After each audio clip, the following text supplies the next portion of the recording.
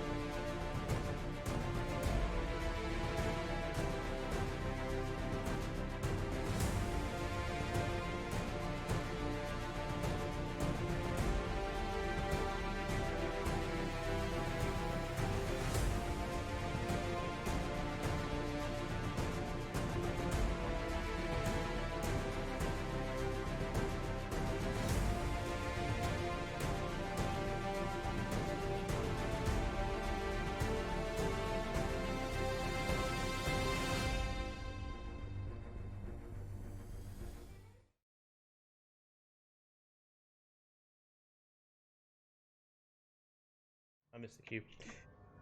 All right. So, my friends, where did Austin go? Did he disappear? There he is. Oh God, his camera's doing stuff. There we go. He's like and it's gone. Jack and Austin. He's like disappearing. He's like cosplaying Cyanus right now.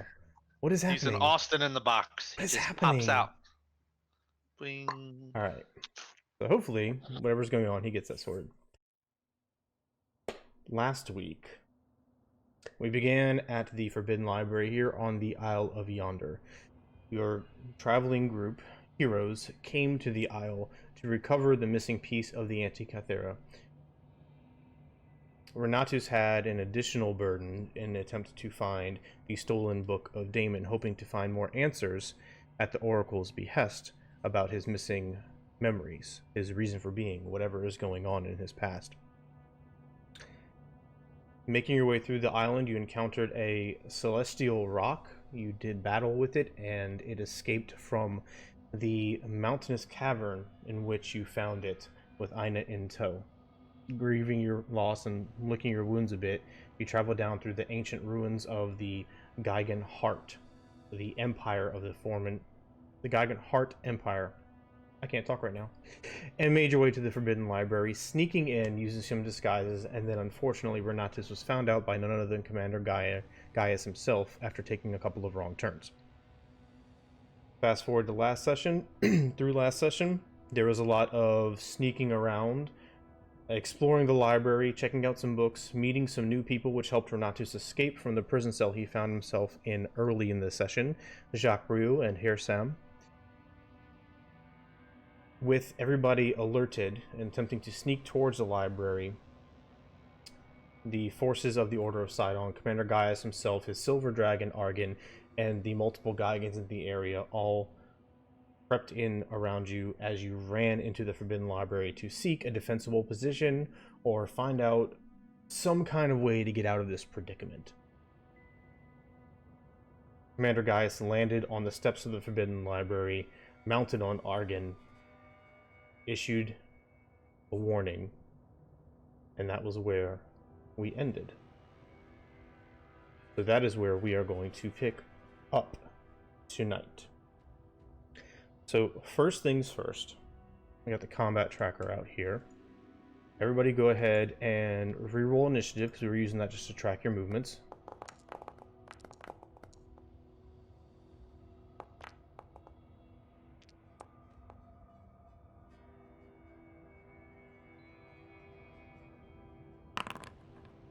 All right. Thank you for the better initiative than last time.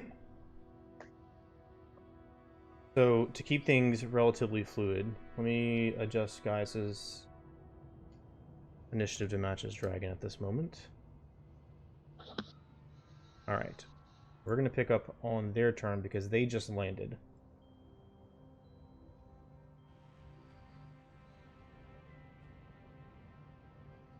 So once again, with a mighty flourish on the steps, he looks in your direction. He is glad to have trapped you. And this huge silver dragon looks down upon you, Euron, and from behind Hirsam, you see him, and its lips curl in a malicious grin as Gaius stares down at you, the rest of your party, down the hallway, out of his direct line of sight. He looks at you challengingly. He looks at you defiantly. He looks at you like a tavern keeper would look at a rat in a cage. It is Renatus's. Well, I know that Euron and Hirsam were up next, so I'll adjust y'all's initiative orders as well to keep things flowing. Then we're going to go to Renatus after that. So Euron, what are you doing? God damn it! I had good initiative too. I mean, if you want to be left out there and he get another turn before you do, that's fine. I'm good. Okay. I'm good. Okay. I'm good. Did I mention I'm good? I heard you.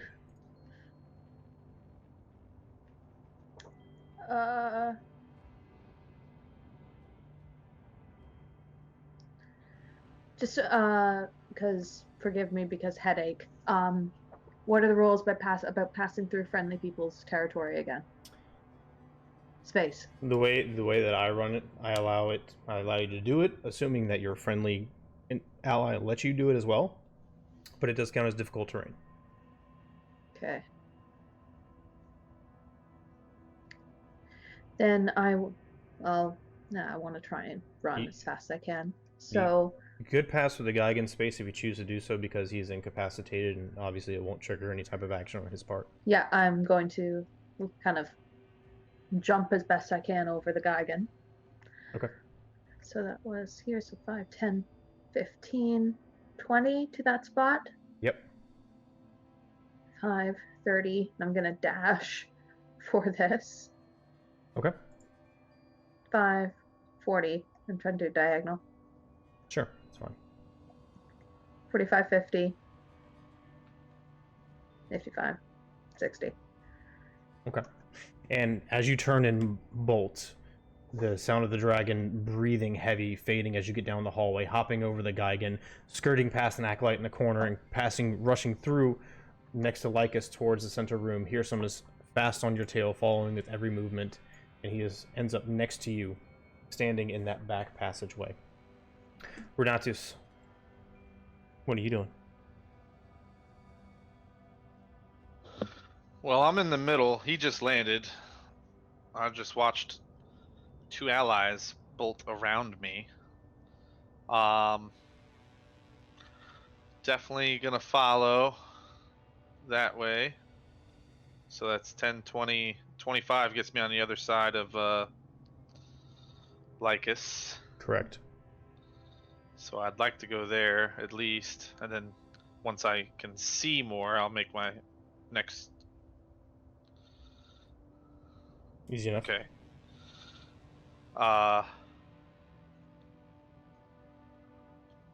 Right there is good. That's 30. And then I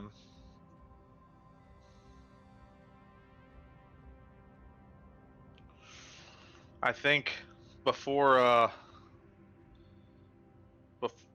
before the end of last session, this is still going on. I think I had mage armor up, did I not?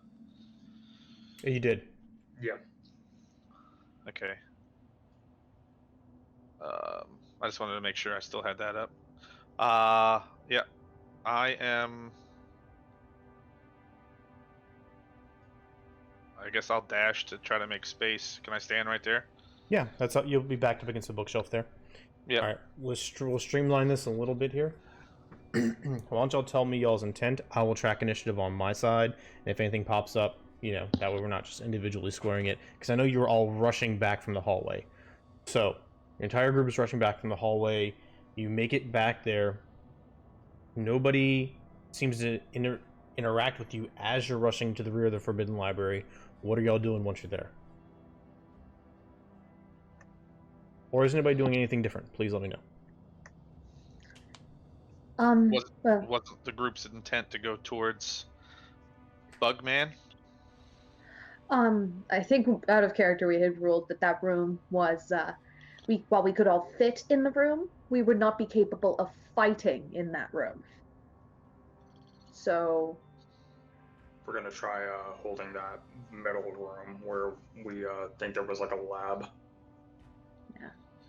So at the very least, Euron's gonna point and go to for her something, point in the corner and go, "He's in there." And then try and get the doors open for the center room. Okay. The doors will swing freely, so you can go in there if you want. Is anybody doing anything different? They're gonna be headed to the middle door, and I'm like, but what?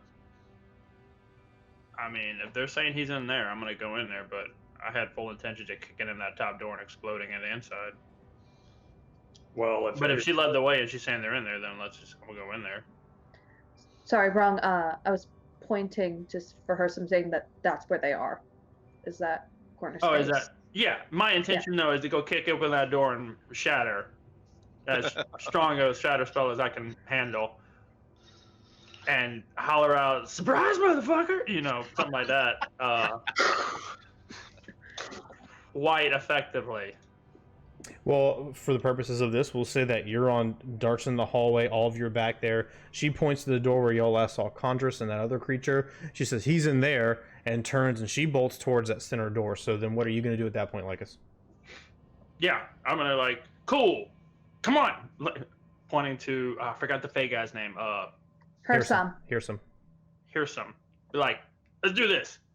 Yeah, I'm going to run over. Sorry, let me move my character sheet out of the way.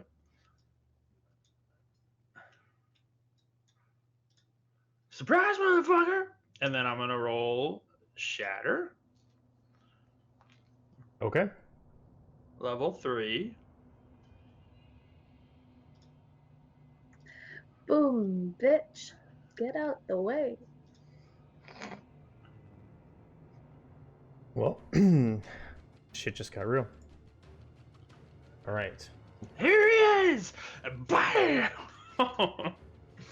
It's a Lutherian priest. He's died before. Fuck them all. Did it roll that damage or no? No. Okay. So I'm gonna need a. Oh, I don't need to roll one. Why No, you do not. I'm trying to see what the. It's a con save, I believe.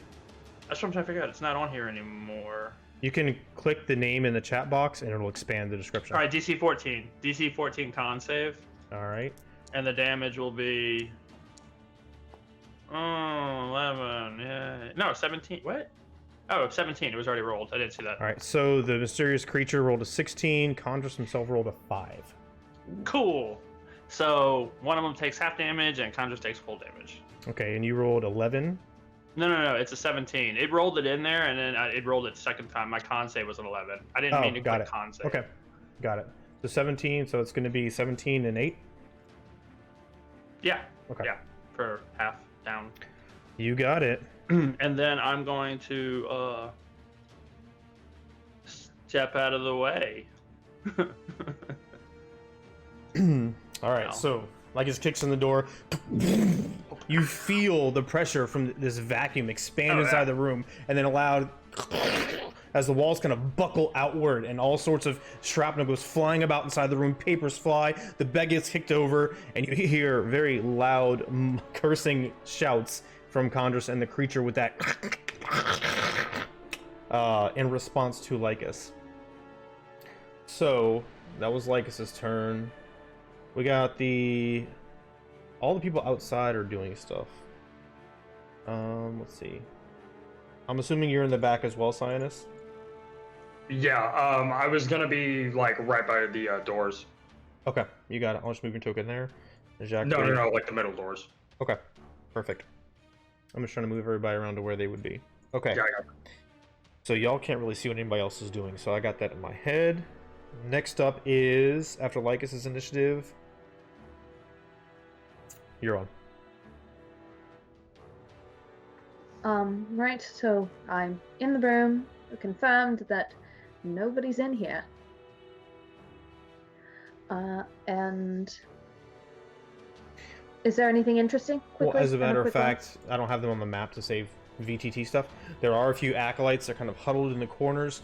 You see some stone tables taking up the majority of the room, all sorts of glassware and covering everything, refreshing your memory. This very much seems like some type of alchemical laboratory with a crazy assortment of ingredients and herbs and mixtures and bottles of liquid of various colors and consistencies. It's crazy. And I'm going to look at the acolytes and say very simply, there's about to be a very big fight. If you want to be safe, get out of this room right now. They just kind of reluctantly nod and then dart out, and then the rest of you see them come out in the back hallway and then go dart into their bunk room and slam the door shut, and you hear them as they start pushing stuff against the door. So we'll say the acolytes are out of this for now, at least. It's unfortunate that those chests happen to be a little lighter than they were earlier today. True. Just a hair. Is there, and then otherwise anything, there's vials and stuff just sitting on the table? You're gonna, yeah, there is. You want to Okay. inspect them a little bit closer to take your action. I have, okay, presumably I've seen Lycus use poison on something before, correct? Like dipping his, like your darts and stuff like that, presumably. I would like to go look for sun, just see like, oh, what is something that looks absurdly like not the right color? I will go to that and inspect it.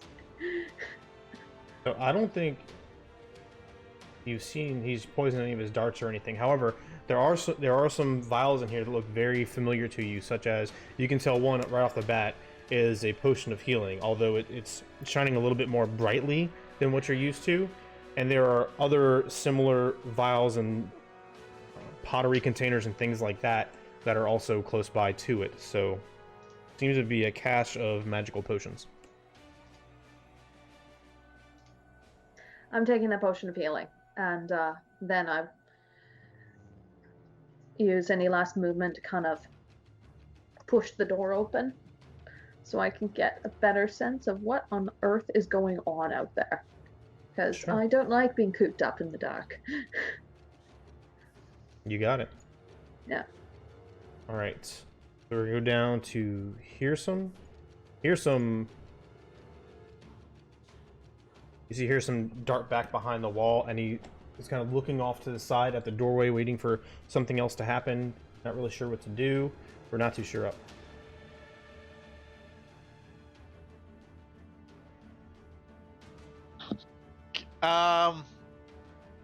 So from where I'm at, I can't see anyone that's in that room. Let me double check real quick. That is correct. Damn.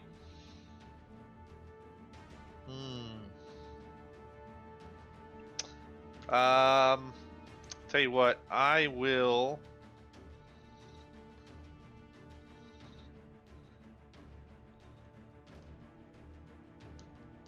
I will ready a firebolt for the first enemy that I see that comes within range. You got it. Easy enough. Jacques Brieux is up. He kind of retreats back behind that bookshelf in the corner by the door, and he's looking out from around the bookshelf, waiting for something to happen. Next up is a creature.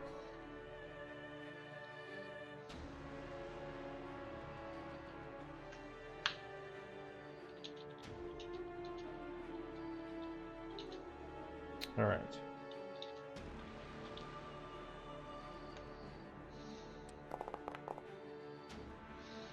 So with this, you see come from out of the doorway this thick, rolling, greenish fog type vapor with hints of purple as the light reflects off of it here in the hallway. It rapidly expands into the room and rolls and grows until it's filling this 20-foot large sphere all around. I need everyone to make a Constitution saving throw, please.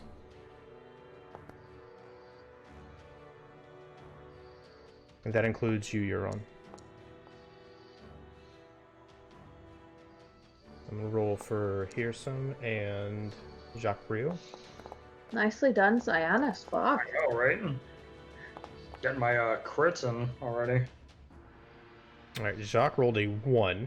Hearsome rolled a 14. Alright, so. Euron, what'd you roll? 23. Okay, so you're going to take 13 points of poison damage. Cyanus, you?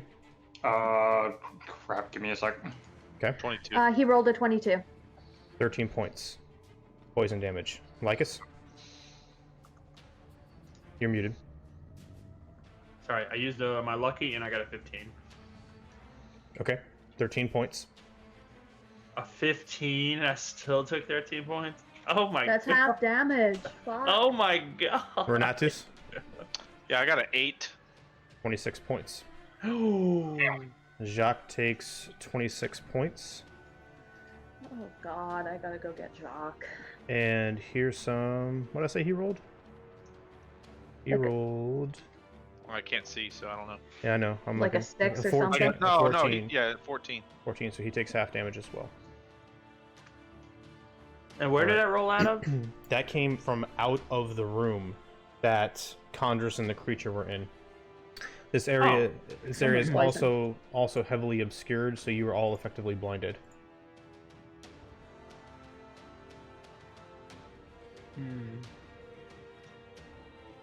All right, so we are going to come up. It is going to be Condrus's turn next. He finished applying the blinded condition to everybody while they are in here. Putting down the markers. All right, that looks like everybody. Condrus.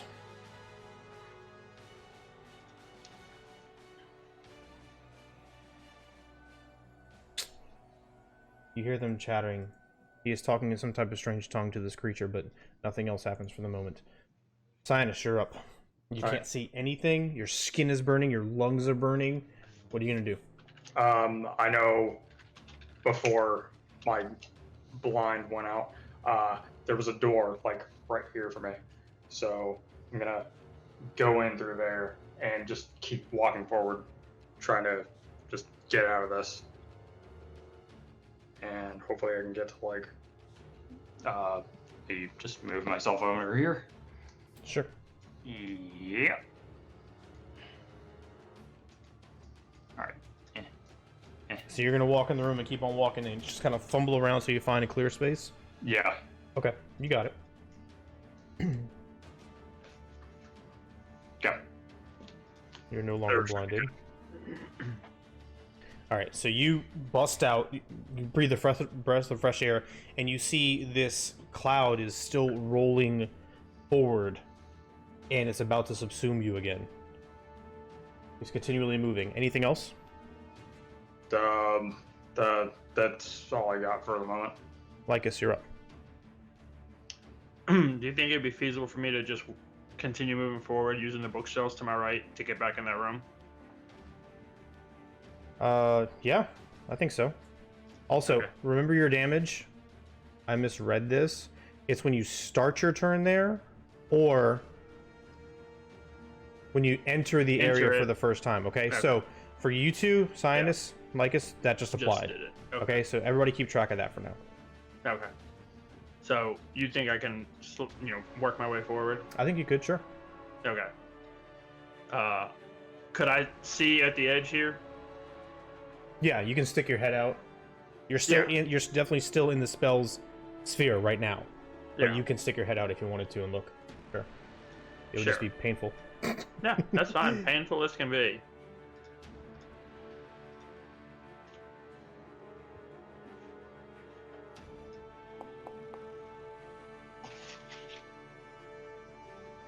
I Okay. want another saving throw from him. DC 14 and a 14 damage. 1 second, please. That dragon is gonna have a great door to come in. You stick You've your blown up head. the fucking wall. You stick your head out. Your eyes are burning. Your lungs are burning. You see Condrus in the corner, near the chest, near the bed, and you summon forth your pan flute and you cast Shatter once again. It's the most horrendous sound ever, because it's like... As you breathe in deep, the sound that comes out is ear-piercingly awful, but has no magical effect as the arcane threads fizzle harmlessly. What? Counterspell. Who did that? What? Did you do counterspelling? He can't Counterspell. see me. How can he counterspell me? He can't see me. He saw you when you stuck your head out. Yeah, I just needed a point of reference. If you can see him, he can see you. That's how that works. Fucking mages, man. All right. Well, this just got really. Ah! All right. I wasn't expecting that. Okay. That's all I got. All right. I'm going to, for now, remove the outside individuals because nobody's coming in. You don't hear anything from them. They seem to be content to let y'all go at it in here. So we are up to Euron. So you take your damage. This is when you officially take your damage from Cloud Kill, and it's your turn. Got it. I was also going to say for fun, Josh, if you ever want a noise for your flute, I have an actual flute. It's not quite panpipes, but it can do enough. Thank you. Okay. So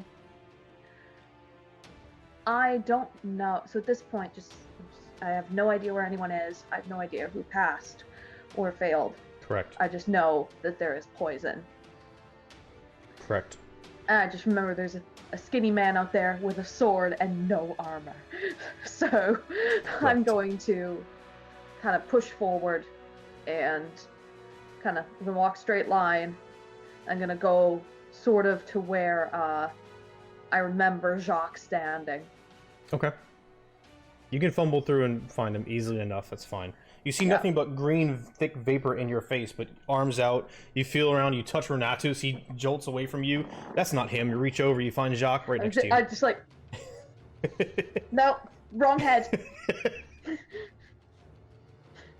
I find the head with hair. What are you doing? I'm trying to find you, you dumbass. Come on. Right here. What are you... I'm going to start trying to lead him into the room that has a solid door. Okay, are you going to try and drag him or just direct him on his turn? I'm going to try and pull him a little bit to try and help get out of the way. He'll go along with you. Come on. You're going to need an athletics check to get through that door, though, because they barricaded it. Oh, I'm... This door? Oh, you bring him back into the laboratory room? Yeah. Okay, in a sec. I need to buy him time. I have a semi-plan. I need to buy him time. Okay, so if you're not going to pull him, you're just leading the way. He's going to move on his turn. That's fine. Yeah. And you can go the way. You can go ahead and go back to where you want to lead him to. That's fine. No big deal. So that would be the full 5, 10, 15, 20. Yeah, that's sort of my full movement. And just like, come on, in the room, come on. Okay. All right, so here's some, takes the damage, that is done. See if Hearsome can do anything to help out here.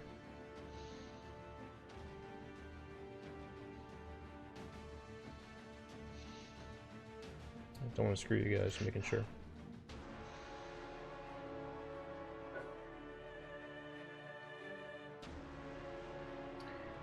He would have had a con save advantage. Let me re-roll that just in case.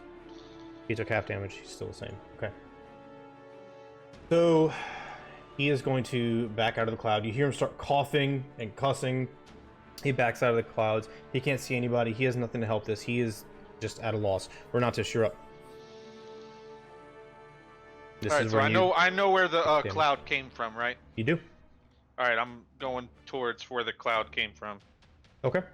And I'm going to keep walking forward. Bump into Lycus. Okay, pass him. Okay. You went into the room right next to this creature and Chondrus. You are no longer blinded. Oh, we're right here. You are. Sweet! Super cool. Hi.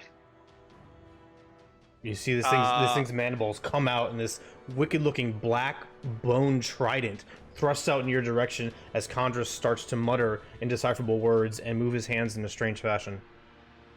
So he just lashed out at me? The creature is obviously aggressive. Condra is doing I thought something you, you're not made sure. an attack. No, he did not. Okay. That's cool. So, I could tell that guy is not... I have a sense that guy's not the mage. So what I'm going to do is, I am casting Magic Missile. Okay, at who? At, not the guy with the trident. At Condrus? Yep. Okay. So, magic. How many darts? What spell? What's the level? Level... I'll say level 2. Level 2. Second level. Alright. So that'll be... I think that's 4 darts? Yeah. Alright, go ahead and roll damage. Automatically hit. Alright, so that's...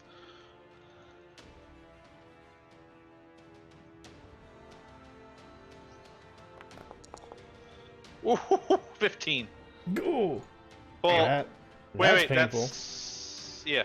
44 plus 1, that's correct. Yep. It's not +1 per dart? No, it's not. Plus 1 total. Okay.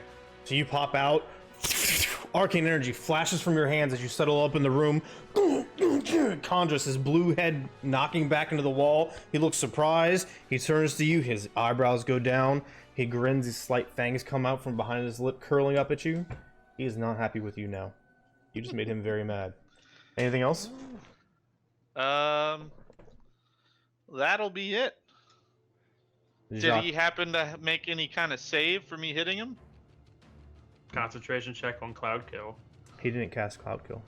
Oh, what? Oh, I was hoping the same thing. Alright, so Jacques is following you, being led by you, and you're on. He's right behind you. Now, this creature staring you down.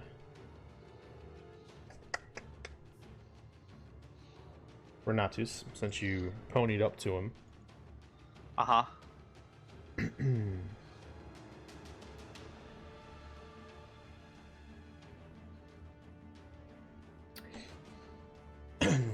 As you recover from casting the spell, you turn just in time to see his mandibles surging towards you, and a wicked-looking three-fingered claw lashes out towards your chest as he spins and follows Misty up, step? whipping around the trident around. That's a bonus action, not a reaction. It is a bonus action. Damn. I tried. You did. That was a good try. So that's a 23 to hit with the claws for 10 damage. Yeah, that hits. Okay. And you concentration check for that. I'm pretty sure mage armor's concentration, right? Yes. Okay. So concentration. Now if you had shield, that's a reaction. That is, but Doesn't help. no, because Okay. shield only puts me up to like a 19. Okay. You said mage armor was concentration? What? I was asking, I can't remember. Oh, yeah, no, it's not. Okay. So I'll move this concentration thing from you. So the first one, the claw attack is 10 slashing to you with a 23 to hit. And then the trident's attack was a 20 to hit, dirty 20, for 5 piercing damage. As it cuts through your skin, it leaves a jagged, serrated mark as the barbed ends of these tridents are clearly made not just to wound, but to kill. Well, it did a good job. At this... Are you down? Oh, yeah. You're down? Oh, yeah, I'm down. You need to tell me these things, buddy. Well, you didn't give me any chance to. That's fine. Let me know when you're down. I appreciate that. I'm down. Alright. So this is actually moving 10 feet away. That happened on the creature's turn, by the way. Andres is going to see you fall, bleeding from your chest profusely, Renatus, and the Lycus, who shattered him once. And he is going to cast... How'd you see me? I'm in the cloud. No, the cloud moved. Oh, it moves. It does. You need a charisma saving throw, DC 17. Lycus. Is it for a charm? It is not. Okay, just making sure. Yep, 100%. That will not be it. That's a 10. You got it. You feel this strange sensation. Your vision starts to shift and morph, and then suddenly reality is rendered and you're ripped through from this plane to an alternate plane where all you see is dark fire surging around you, black rock beneath your feet, and a voided sky. On the rims of your vision, in these dark flames, you see hundreds of shadowy creatures creeping in your direction. I Sinus. don't know about that. Sinus, you're up.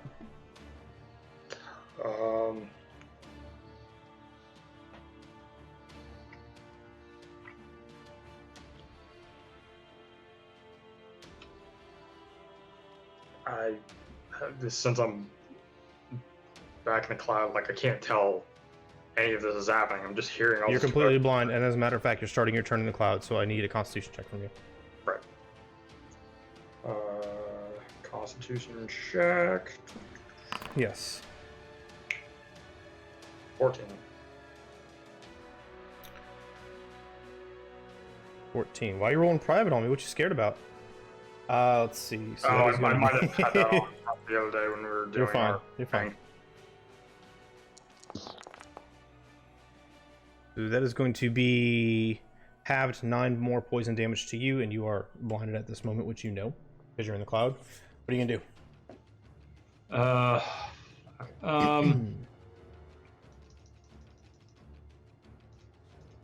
All right, so I don't see any of this happening. Correct. I'm hearing everything. You can hear these things, yes. You hear all sorts of arcane noises going off, people shouting, Renata screaming out in agony, Lycus shouting at Condors before suddenly his voice goes completely quiet. All sorts of crazy shit. All right, then I'm just gonna like rush out towards that way. Okay. So, 5, 10, Following the noise, you bump into Jacques, and then Euron, feeling the shield reflect you out of the way. 5, 30. Move Sinus' token. I mean, Lycus' token. Can you still see when I have your token hidden, Josh? I don't know if it killed your token vision or not when I hid you to make things easier. Yeah, I don't see anything. Okay, I'm gone. I'll unhide you. Y'all just remember Lycus is not there. All right. And then I will. Can't run in and try hitting them because I don't have that kind of actions.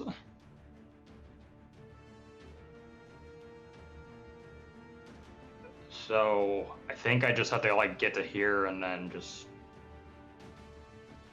basically hunker down. Okay, you're still going to be within the... Well, it's going to move, so you're fine. Disregard that. All right. Lycus, let me double check something here.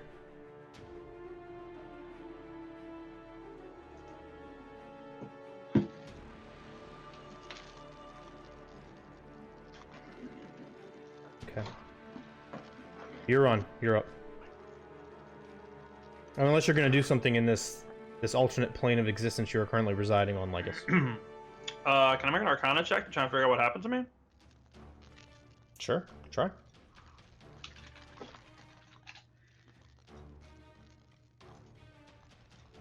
Saying it's getting static across your line for some reason. It's true.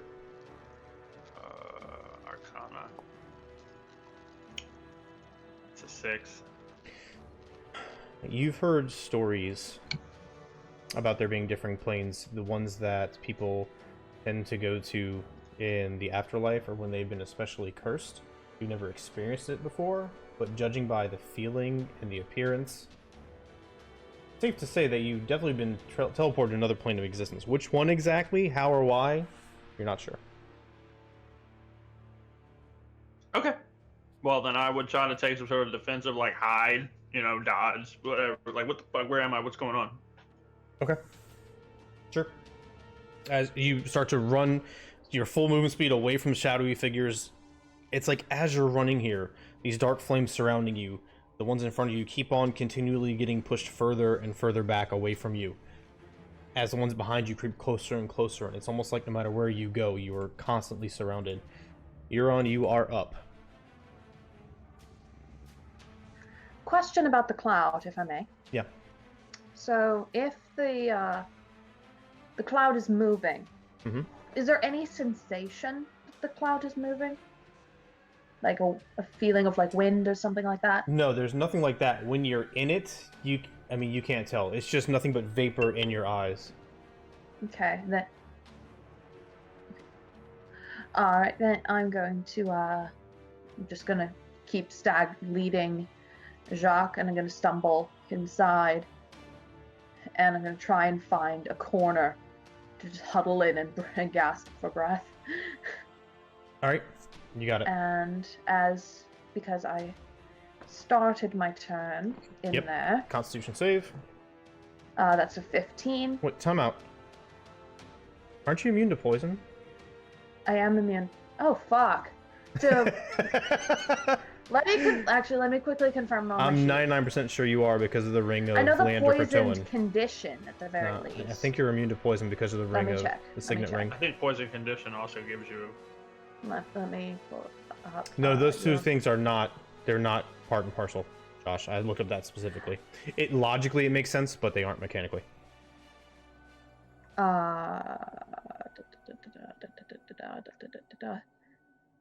Yep, I have immunity to poison damage and the poison condition. Correct. Okay. And Restore that hit point. Those hit points you lost from the last time. woo! Okay. Something's going right. You are still blinded though while you're in there. So. All right. Then I'm going to kind of stumble to a corner and lead Jacques that way. Okay. He will And follow on his turn. try and wipe my eyes and just kind of go, well, make some kind of, comment, just, well, this is not going well. And I'm going to call out in the room and just say, anyone else make it in here? It's Cyan. I imagine Cyanus is out of the room. Oh, he's out of the room? Okay. Yeah. Is that it? That's it, and Euron is rapidly trying to go through her options of what to do here.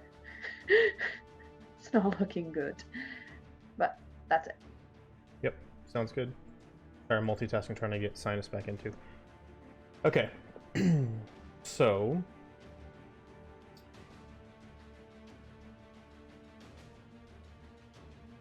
uh-oh. Uh-oh. Did you lose Joey too? It's okay. Okay. Everything's I'm okay. looking up the... There we go. We're good? Okay. Yeah, when Austin connected, everybody cut out for a moment. Alright, so here's some... Like, this is not there. Moving your token again. Here's some... Heard the commotion you heard, or not just go down, so he's going to charge 5, 10, 15, 20... 25 and whoa, what the Austin, you're killing me, dude. Sorry, yeah. No, it's okay. It's just VC resizes your window as soon as you join, so I just keep having to do stuff. Are you? Yeah, I'm sorry. Just VC was giving me issues, so I had to do a thing. Hashtag VC for the win. Let me get everything back going here. All right. So Hirschman is going to rush in, and he is going to grab Renatus's body and jerk him out of the room, and shut the door behind him. The grabbing Renatus and dragging him was his action. Shutting the door was a free action, and he kind of leans up against it to try and keep it pierced for now. Renatus, you're down, so I'm rolling a death saving throw for you, unless there's some other reason I shouldn't do that. Nope. And that's a natural 20. So, as soon as you get slammed into the ground, something like jars in your chest, and you come back to consciousness. Your chest is still bleeding profusely, but you are up by the will of the gods. And I even revealed that, so you guys know I'm not playing with you. Alright, so Jacques Rio is going to have to make a Constitution saving throw, because he started in the cloud. And that's going to be a 15, so he is going to take... Rolling the damage. 21 halved is going to be 10. Another 10 poison damage. And he comes sputtering out of the cloud next to you. You're on, gasping for breath. What in the fuck have we gotten ourselves into? I thought you knew what you were doing. Are you fucking kidding me? We never said that. Alright. At this, the cloud continues moving away. Renatus, you are no longer unconscious. Let me fix that. You do have your 1 hit point. Let's see.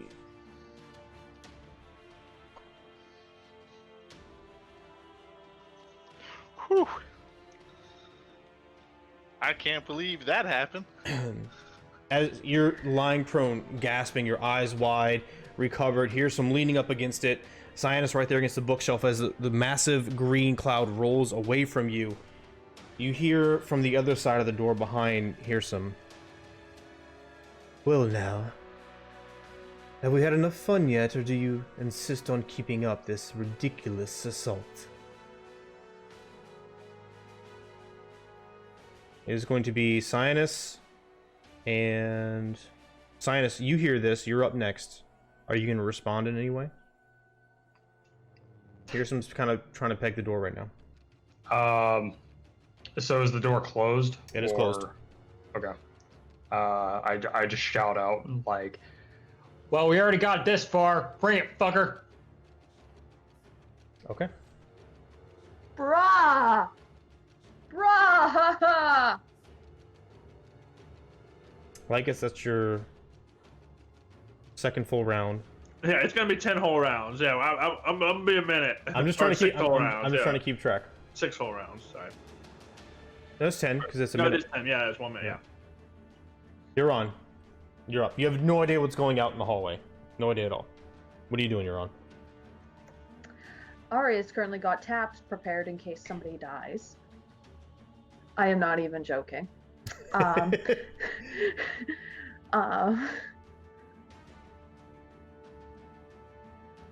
Well, I'm watching the poison move, and I'm going to move kind of just closer to the edge Okay.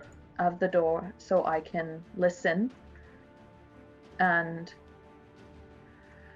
I'm just gonna call out, in here, you idiots.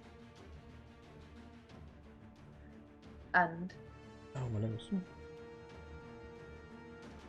just sort of prepare to the closest ready to action I'm going to do is as soon as the rest of my party is in this room, I'm going to shut the door behind them. That's all I've got. All right, you got it. Here's some is looking to you, Cyanus, and Renatus, not knowing what to do. Well, what do I do? What do I do? As he's holding the door, like freaking out, not sure. He's looking to you for an answer. Either one of you.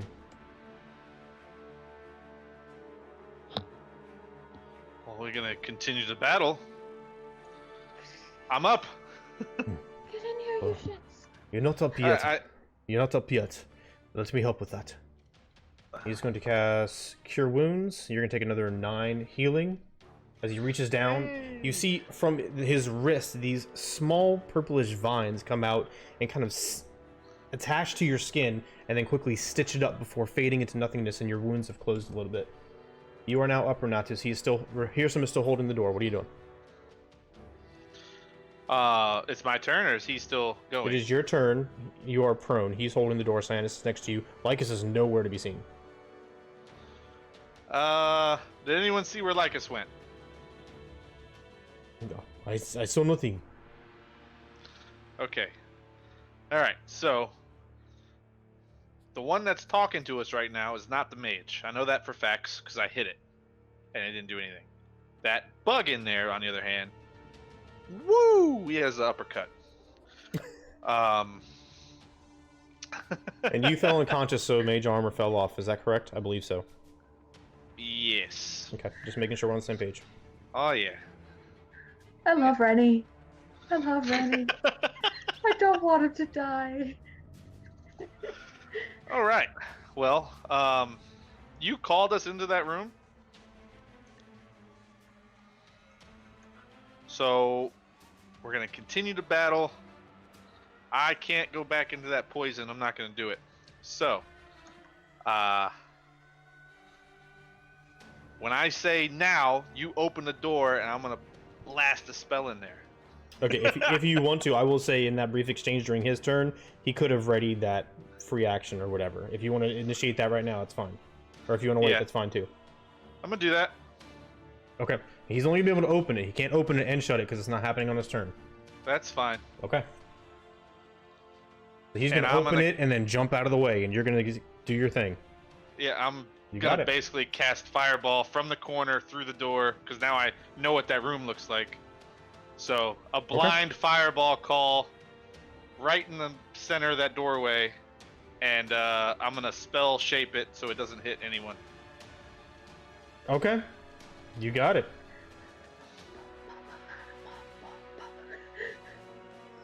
Let's see.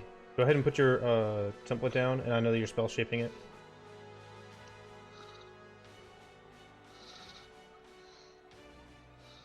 Alright. It is a 20-foot radius sphere. Correct. When you click the spell, it should give you a template to drop automatically. I was trying to do it from the other way. Yeah, just drop the template. My It's bad. faster. You're good. You're 100% good. Oh, wrong one. There it is.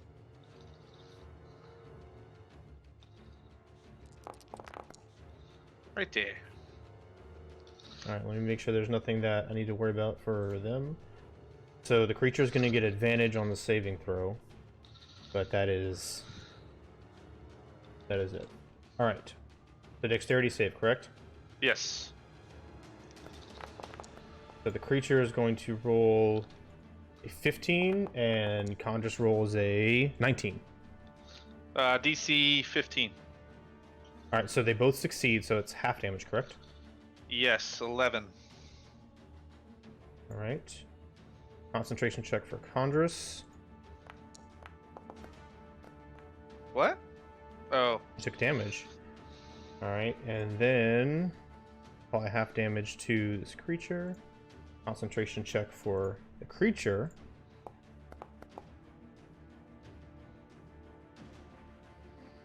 Alright. So, spell goes in. As it comes out, it kind of shapes and melds around Cyanus, and here's some in Renatus. You hear from inside, and the creature let out this shrill shriek of his mandibles clicking loudly. The cloud continues to roll. That green cloud continues to roll as the fire dissipates, but then out of nowhere, right in your space, Renatus, Lycus pops back out and shoves you out of the way, knocking you on your feet. And I yell, "Surprise, motherfucker!" And I cast Shatter. That's what I was pretty much about to do again. Alright, so let me remove concentration here. That's that. You pop up in the doorway, and you are instantly face to face with Condors, who looks really fucked up, Lycus. It is still Renatus' turn. Anything else, Renatus? I'm gonna scream like a little bitch. Because Lycus just appears out of nowhere. When did you learn to teleport? Surprise, motherfucker! Anything else, bud? No, I'm gonna. There's I'm good. All right. Jacques is following Euron, stacking up against her, not knowing what exactly he's supposed to be doing here. Creature is up. That means the cloud rolls away 10 more feet. And you can see now it's starting to morph around that side passageway a little bit and kind of going up against the wall and just kind of funneling into it, building up over there. Creature is going to... Well, it sees Lycus. Makes sense. Gotta go after the toughest motherfucker out there, or the first person in the doorway, whatever.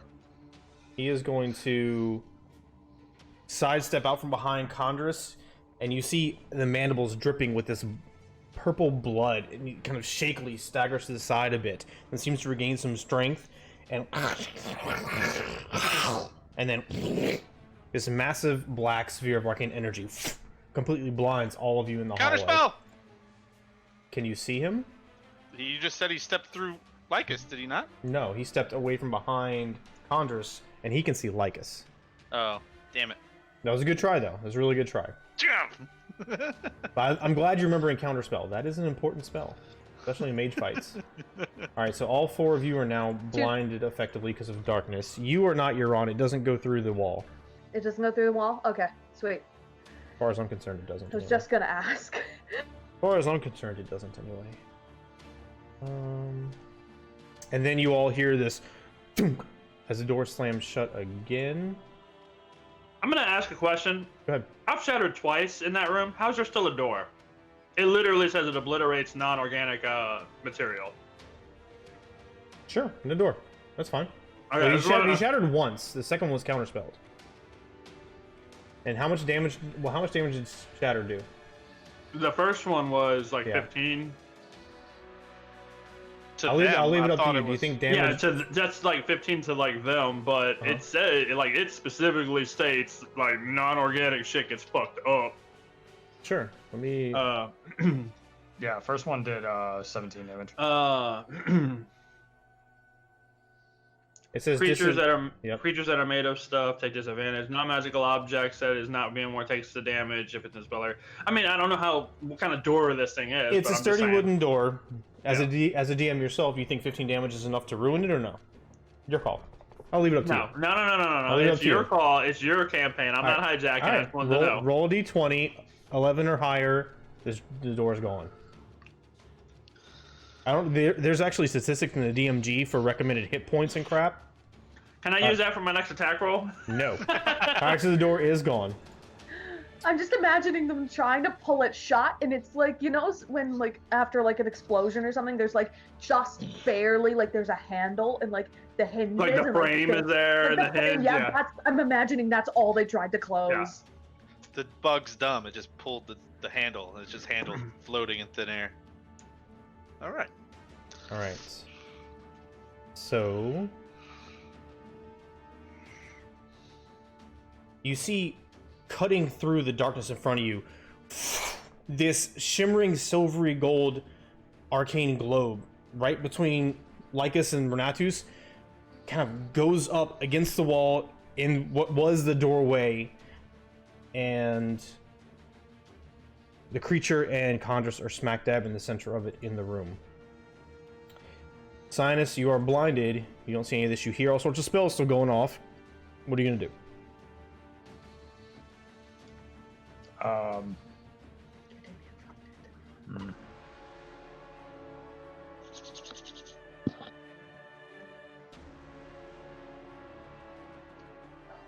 don't know what I should do.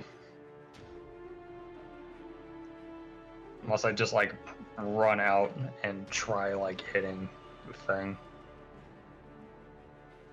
Because like from where I'm standing, with there being no door, I would have seen the thing like stepping up, right? Yeah. You would have saw it get in the doorway enough to cast that spell, and then everything goes black for you. Okay. So I'm gonna educated guess, think that thing still has to be there. So I'm going to be like, Lycus, excuse me, and dart past him. Okay, so you're just gonna run straight forward into the room, right? Yep. Okay. Into like right here. All right, you got it. You are no longer blinded. Yep. So you find yourself now inside this room with Condrus and this creature. Trident's pointed out. Condrus is preparing another one of however many spells he has, and you are inside this globe. You felt this weird transitory energy as you busted through, and you're inside this shimmering bubble with them now. All right. Then I stab at the bug thing with my trident. Go for it. Okay, so all right, so targeting him, and then I'm gonna go for a trident hit.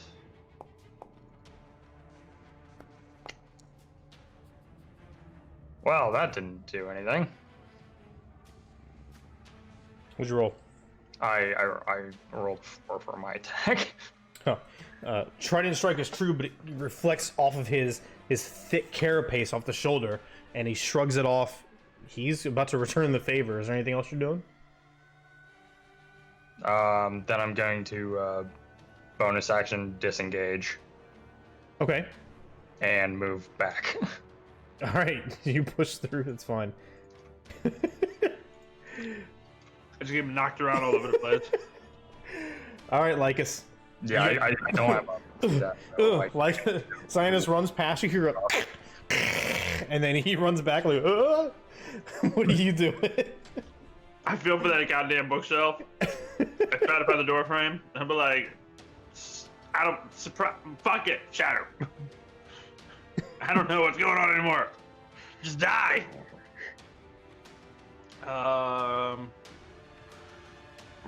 You casting Shatter again? I am casting Shatter, my last level 3. Counterspell. Okay. Gone. See, it's moments like this where I'm like, I shouldn't tell you what I'm casting. I just cast it. That's, And then you just tell me if it's... well, you're starting to describe what I'm doing, so I mean, he's gonna counter you. That's just the way. Yeah. It is. He's gonna counter whoever he sees. I meant healing word level 1. Oh no! Counter spell. No. You just I'm totally fine with you saying I'm gonna cast a spell. No, That that's doesn't fine. bother I'm me so at fine. all. I'm giving you a hard time. All right, you're up. Okay. They're still not coming in the bloody room. No, My God. but you do see that this blob of arcane black energy blocking your sight is burgeoning at the doorway next to you. So And I cannot see through it. no, to not at all. Okay. All right.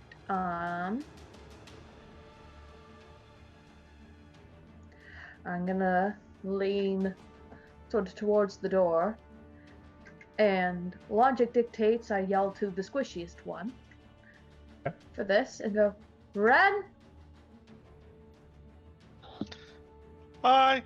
I got a healing potion. Get in here, bitch. Kinda busy. Lots of A real- spells. Healing. It's dark. Right.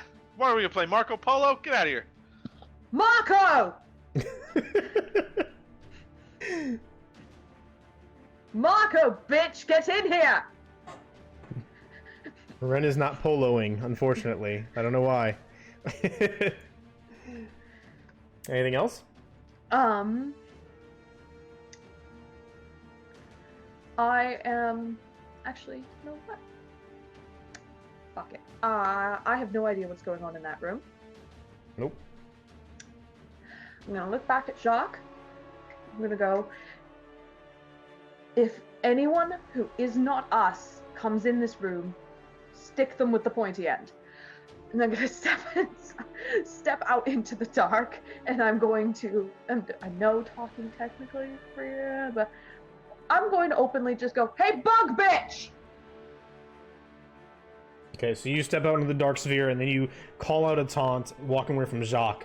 He's like, Yeah, I'm like slamming my sword against my shield, and I'm going to just, going to try and taunt the shit out of that bug. Get over Okay. here, you coward. all right, you got it. As you're departing, Jacques' like, Y'all really are fucking crazy. Yes. Let's see. Once again, he's going to reach out. He was next to you. He knows you're there. He's going to cast Cure Wounds on you again, Renatus. Hey! For another 10.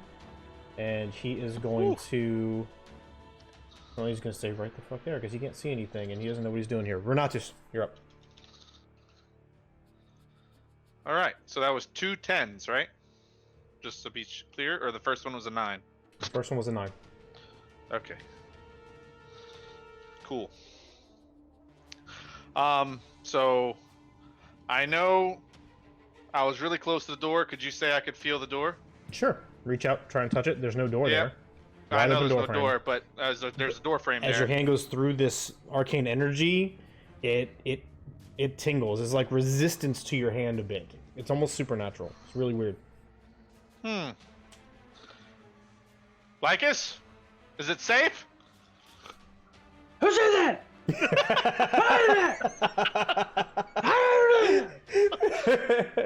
He's having flashbacks to be in another dimension.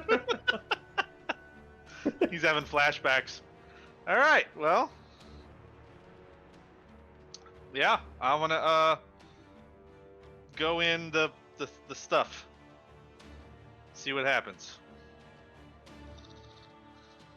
You're gonna go into the room? Yep. Okay. You walk through this barrier, suddenly you can see. I mean, they're there, you know what you're doing, so you walk in the room, what are you gonna do?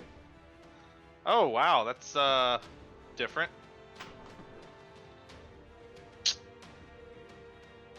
Hiya, fellas. Mandibles, trident, Chondrus, hatred burning in his eyes. Hatred and burning. We really don't have to do this. What would you rather do? Talk about it? You stop fighting me, you'll find out. What are you gonna do?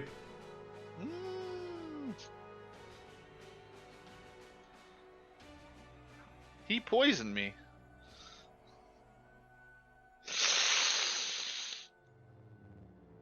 You gonna do, Rennie? I'm gonna hold another fireball in my hand. Okay, so you're gonna ready fireball? I'm gonna ready fireball. Okay, you know it does consume your spell slot when you do that, right? Yep. Okay. I'm gonna ready fireball. And I'm holding it in my hand. Okay. I said, so talk. Okay. Jacques is ready.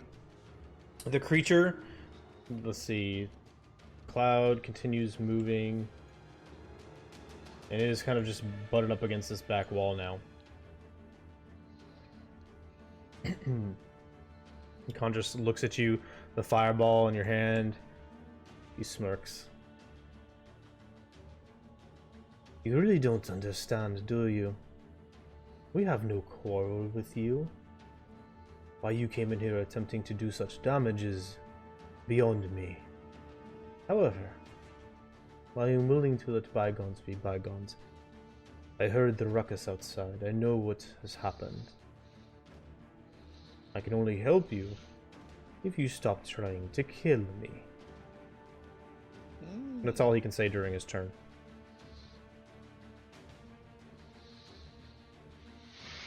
Now this is kind of like a pause between your initiative and his initiative. Because he's... Well, technically he's readying an action in case you don't do anything. I'm making that clear. So is the creature. That way you're not like, oh, but his turn passed if you decide to do something different. So are you going to respond right now, Renatus, or...? So you'll help us out of this situation? And then basically we're at a Mexican standoff if we're both ready in actions. Because I won't do anything if they don't do anything. But slightest provocation of hostile towards me and 100%. Arcane Mexican Kaboom. standoff is exactly what this is. And all he will say before we get to Cyanus' turn, and I'll let you share a couple words if you want to. All he'll say is, suffice to say, for now, our interests are aligned, believe it or not. Alright, Cyanus, you're up. You hear Rennie talking to them. What are you gonna do? Whatever we're doing, we might want to do it fast. And you can probably hear what they're saying too. That's reasonable because there's no door. Yeah. All right, so yeah, I'm just calling out like, look, whatever we're doing, do it quick, cause fucking coming. And then I like tried moving back towards like that middle room.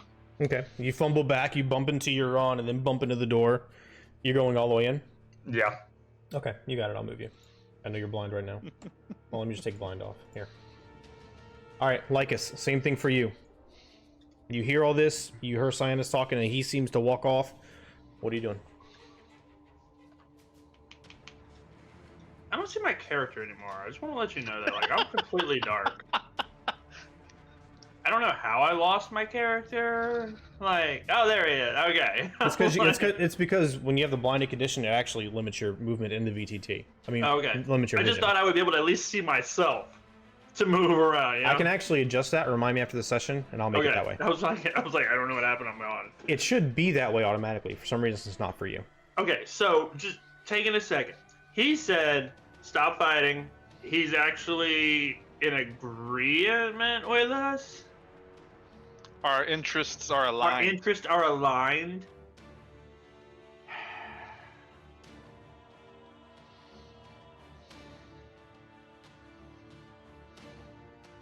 Fuck it, I sit down. Okay. All right, I give up. In the pitch black? I literally go, all right, I give up.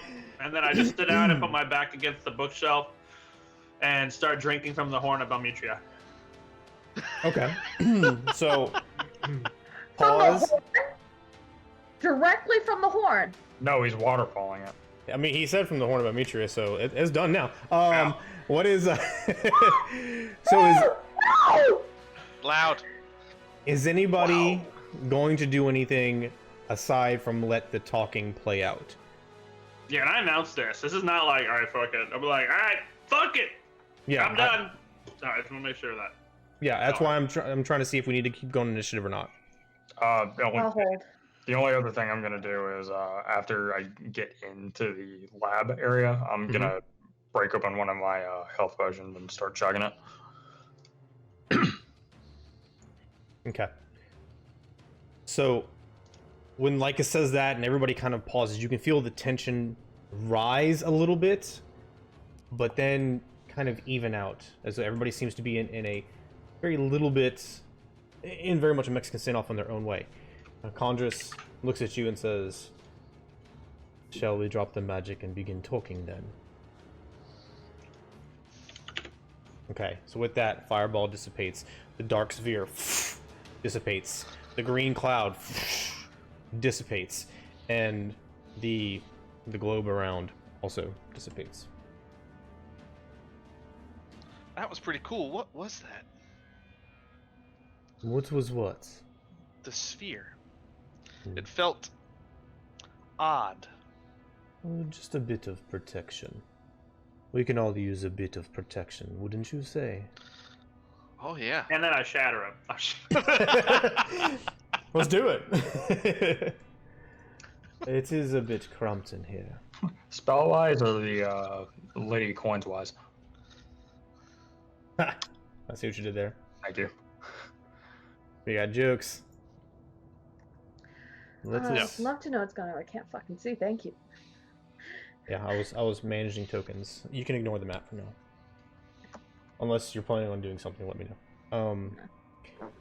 We should move to the other room. I believe that Gaius respects the fact that this is my library, which is why he is allowing me to handle you. Although, I suspect he does not think I am speaking with you, as it were. And he begins to walk out, followed by the creature, towards that center room. Jacques sees him come in. Jacques, don't stop him! he has a Jacques, sword. don't stop him! Don't stop him! Don't stop him! Don't stop him! He's listening. He has a sword up. He's wide-eyed, like... He's slowly backing up a little bit. And Hersam's just like... walks through the open doorway and goes into Condrus's room, starts like digging around and shit. So what's everybody doing? Y'all following him to the library, or Am I'm I I'm passed sorry, out? the laboratory? Am I passed out? Am I passed out? Oh, that would. I mean, sometimes it's a yes, sometimes I don't know. Am I passed out from the horn? Did it knock me out cold? That's correct. Roll a d20, please. Thank you. Well, You are not. You are still awake. Thank you. Thank God. damn it.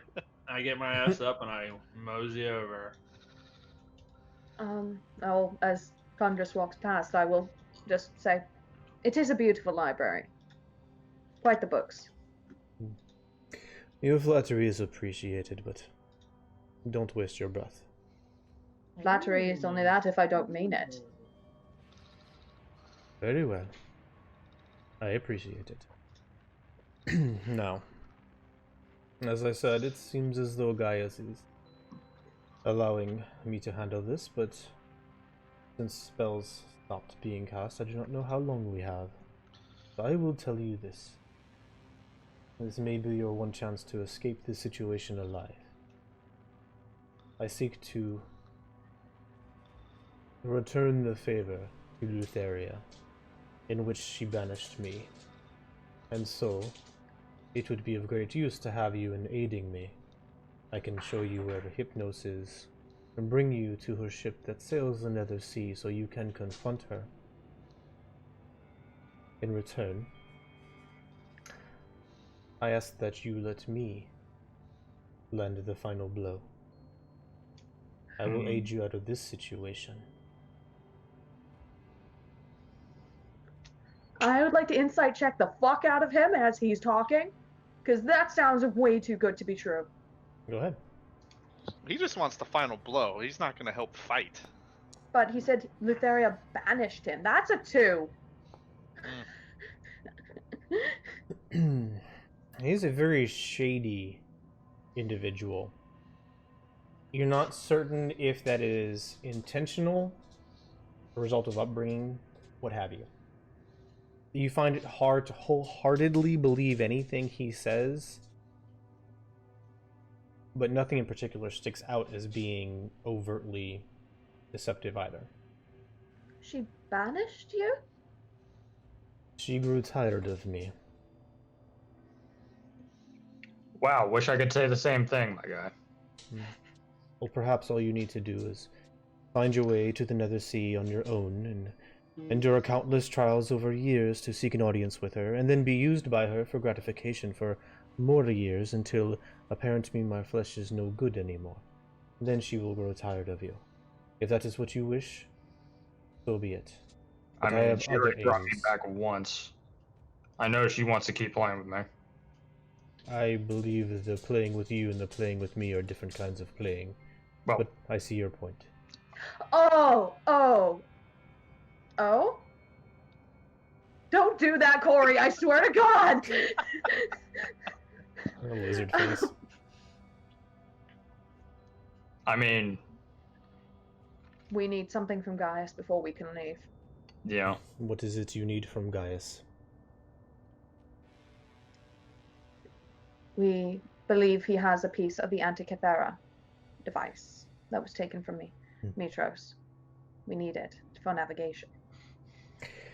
I hate to be so brusque, but for the saviors of Phylea, you know very little.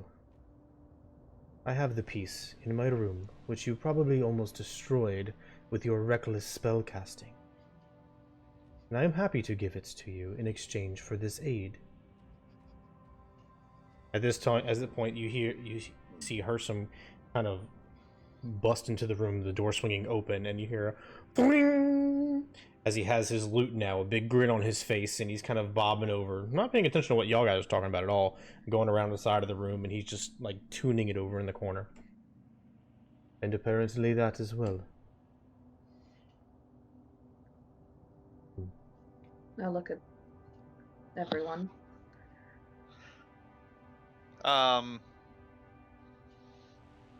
Is there any? Am I getting any kind of sensory or any kind of supernatural like feeling out of like when I was in his room or in here in the library, in the lab? Aside from all the magic being cast, no. Yeah, no. No. Okay. Nothing just jumps off the chart at you, but Well, I I mean, know. that's totally this different was- from detect magic and everything else, obviously. Right. I didn't know if I was gonna be drawn to a certain area or if I felt any kind of pull, so to speak. No, not so much. Oh. Okay.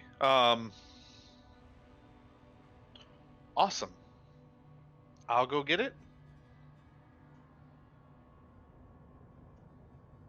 Captain? Don't be seen. I am not responsible for what happens to you if you travel out there alone. They may be in the Right. hallway watching, I do not know. I'll come with you. Or would you go grab it? I can go grab it. That cloud didn't bother me at all. It was lovely. I will go to, I'll look at everyone and just go, I trust you, make your decision, and I will go start looking in the room for the Antikythera. Give me a stealth check. Oh, fun. Crap.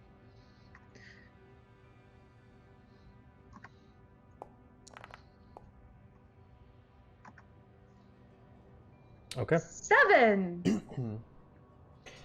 A little bit of echoing in the hallways on the marble floor. You make your way there. Plunk. You look around. There is a desk. What once was a desk. There was a desk, a small writing desk. It's now in pieces across the room. There's several pieces of paper. It looks like notes, personal notes, maybe letters to other people, what have you. And then there is a chest that held up pretty good. Aside from that, the room is relatively plain outside of, you know, the advanced cosmetic benefits of this room compared to all the other ones. All the fine tapestries and things. Chest. Okay. Excuse me. You open the chest. It is unlocked. The hinge itself is kind of busted open from shatter. As you look within, you see it's a relatively small chest, a little bit bigger than a large book. You see 3 rings on a bit of silver string kind of tied around together. They seem extremely valuable, very, very, very nice.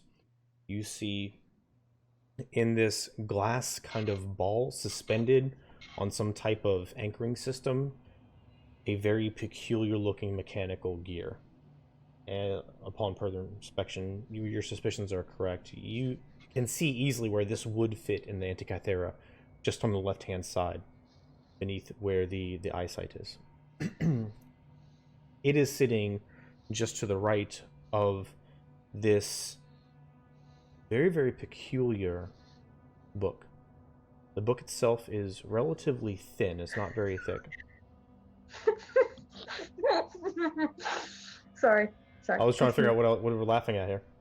Corey's face did a thing. Okay. The book is relatively thin. It's not very thick as far as the amount of pages go. However, what's really peculiar about it is the surface seems to be almost made of this dark purplish, stretched and stitched together skin type substance. In the center of it is there an eye? There is a setting in the center of it. It is not an eye, but it is a hard kind of globe. It's almost white in color, and it's set there in the very center of it. There's a leather clasp that goes over the side holding it together as well. It looks in good shape, but from looking at the pages themselves, it is very old. I will take the mechanical gear and the book. I will leave the rings and those inside. Okay. You said the lawful one went in. The one who used to be lawful neutral went in. So I will come back and I'll kind of tuck the book under my arm and peek out in the hallway again before trying to creep back. You look around. There doesn't seem to be anyone or anything moving around. Creep back into the room, step in. Andres looks in your direction. He returns with the gear. And the book. I didn't take you to fancy a relic such as that. And seeing this book, Renatus, as Euron walks in, your eyes lock on it. Something about it is connecting with you, for lack of a better term. You feel your mind slightly buzz with energy. As Euron is holding it in her left arm, you focus, trying to refine this amorphous buzzing in your mind, and suddenly the gem in the center of it flies out directly at your head with rapid speed, as though it's about to go through your skull. But then it stops mere inches from your forehead. And everyone else seeing this, kind of in shock, a thin purple tendril of arcane energy comes out from the center of Renatus' forehead, touches the stone, and then splits out and goes around his head, forming a wave-like ring, which the stone begins to revolve around. Catching this purple luminescence, it spins and revolves around him. Meanwhile, the book kind of flies open in your hands, Euron, sending you back, and Renatus, locked in, staring through this book, walks forward and places his hands on it. And then falls. And that's where we're going to take our break. So it is 9 on the 30. We're going to take a bio break. Everybody, I hope you're having a good time. A lot of fighting. Crazy stuff still to happen, maybe, depending on what these amazing players do. And we will be back. So stretch, bio, munchies, all that good stuff. Invite your friends. See y'all back here in a bit. All right? Welcome, everybody. Greetings, travelers. We have returned for the second half of Odyssey of the Dragonlords, episode 43. So, standing in this laboratory with all these strange concoctions and alchemical ingredients, Chondrus and this creature standing there, Renatus, after this strange stone-like object begins revolving in a violet ring around his head. Excuse me, I'm sorry. Approaches Euron almost robotically and places his hands on the now suddenly opened pages of this book, and then drops unconscious, like a doll, on the floor. Watching this, Hearsome runs over and touches Renatus, but instantly recoils as though touching a fire or acid, with a grimace on his face and a confused look. Andres settles in, puts his hand upon his chin, and looks thoughtfully. Euron, as you're looking down, not really knowing what to do, you've almost frozen in place in a little bit of shock before attempting to throw the book down and rush to Renatus' aid. The page flips, and then flips again. And then faster and faster, it starts flying through the pages.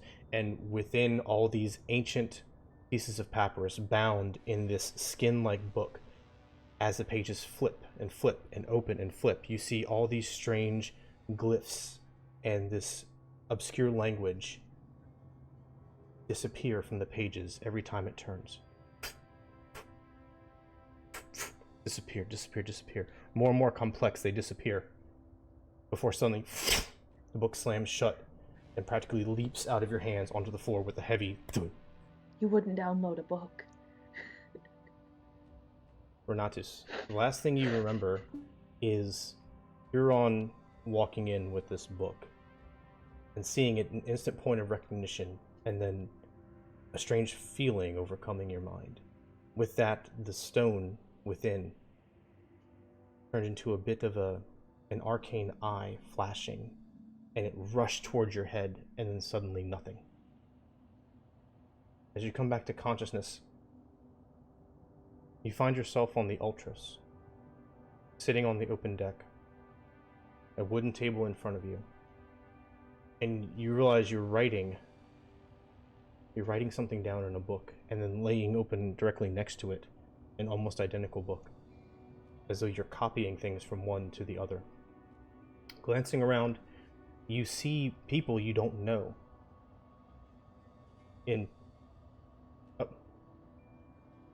Signal. This is the worst time to freeze!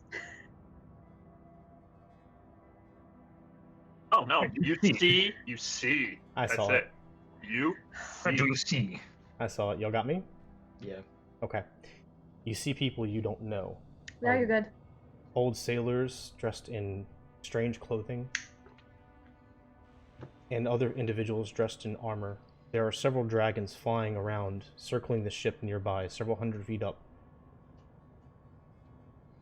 And then a dark tower begins to rise upon the horizon. Coming to stand next to you, your old friend Xander Hurath. So it's Praxis then. Are you ready, my old friend? You look up, not really knowing what to say. And then rapidly the tower approaches faster and faster and faster. The day turns to night, turns to day. And suddenly you're at the base, the massive tower taking up the majority of this rocky, decrepit island, stretching up hundreds of feet in the air. And a massive reddish light glowing in the top in a strange portal. You stay here. We will call if we need you. As Xander and the rest of the Dragonlords disembark from the Ultros with their dragons to approach the Tower of Praxis. Night turns to day, turns to night, turns to day again. The clouds go across the sky, the Ultros rocking, the sailors tending to their duties. And then finally, one Dragonlord comes out. Following him are two Gigans, and they're pulling a massive wooden cart. On this wooden cart are four bodies covered in a thick tarp. The Dragonlord walking with them, not Xander, Ryza and Phobos, leading them, her head down, heavily scarred and wounded, walking towards the Ultros. With the Gigan's help, they lift the bodies on board, and she clutches to you, and she says, "It is up to you now. Bring word back to Mitros, for we are ended." And hands you a scroll, and collapses on the deck next to her friends. Days turn to night, turn to days. The Ultros travels back to Mitros. You deliver the bodies of the Dragonlords to the leader of Mitros. You deliver the Oath of Peace, and you donate this copy of your spellbook to the Academy. You stay there for a while before pursuing other ventures, but the rest is a haze. It's peculiar. You can't quite piece here and there what's reality, what's false, what's dream, what's fact. And as your eyes darken one final time and then flutter back open, you see the marble roof of the laboratory here in the Forbidden Library, and your friends standing around you in shock, the book on the ground next to you. And a strange itching sensation on your torso. As his eyes flutter open, you're standing over him, you see him most clearly. Yeah, got my fingers on his balls. When his eyelids flutter open, both eyes are completely black. And then after several seconds, they slowly fade back to their normal hue. Like Iris and Scalera? Yes. Renatus?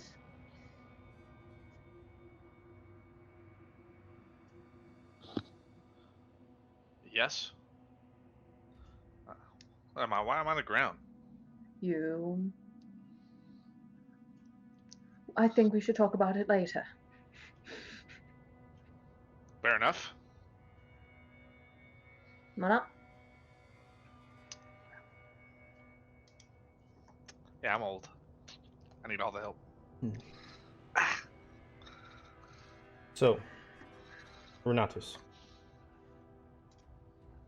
you have now become attuned with Daemon's spellbook. As part of this, you have also attuned. Once you are attuned with Daemon's spellbook, I don't have a magical item made in D&D Beyond for this because it's largely irrelevant as far as making the magical item. In combination with being attuned with Daemon's spellbook, you are also attuned with what is known as Daemon's Eye. It functions largely as an ion stone of knowledge, so you can add that to your character sheet. Additionally, as long as you are attuned with the spellbook/eye, it is impossible to surprise you, as it is constantly searching your surroundings.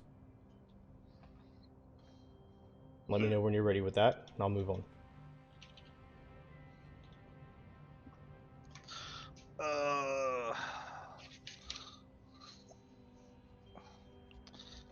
Go ahead.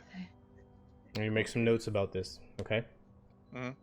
What's your spell? You're up to level 3 spells, correct? I have level 4 spells. Level 4 spells, okay.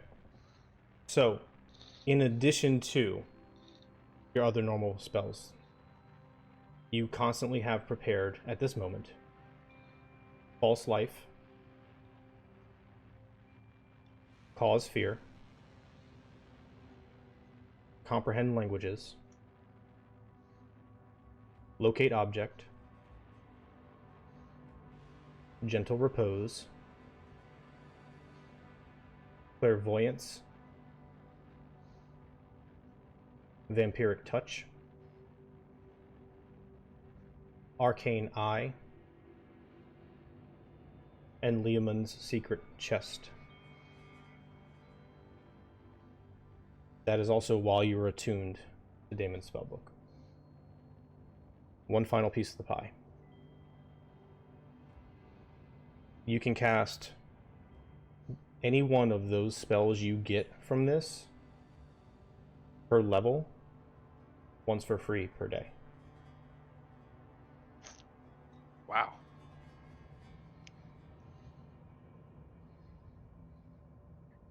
That was gentle. What was the gentle one? Gentle Repose. I'll copy that and send it to you in a chat. Okay. So, Ion Stone of Knowledge. While you're attuned to Daemon's spellbook, Ion Stone of Knowledge. Can't be surprised. Those 4 spells are automatically prepared. They don't count against your normally prepared spells. And of those spells, you can cast 1 per day of each level for free. Got it? One per level per day. Yes, so for example, you can cast 1 of the first level spells per day for free, 1 of the second level spells per day for free. So essentially giving you a free spell slot for each level if you're using it for one of those spells. Wow. And that's any one of those false life, cause fear. Correct. The ones in the list I just put in chat, yes. Awesome. You got it? Got it. Okay.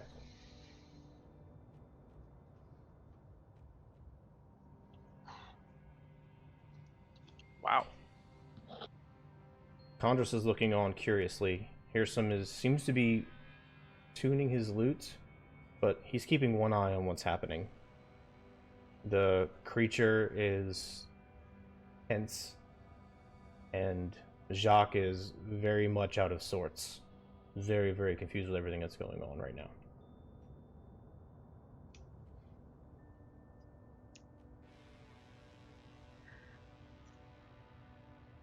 We don't have much choice other than trusting you, do we? You have all the choice in the world. I don't think you have many other good choices, but such is the way of fate. No? Alright, well.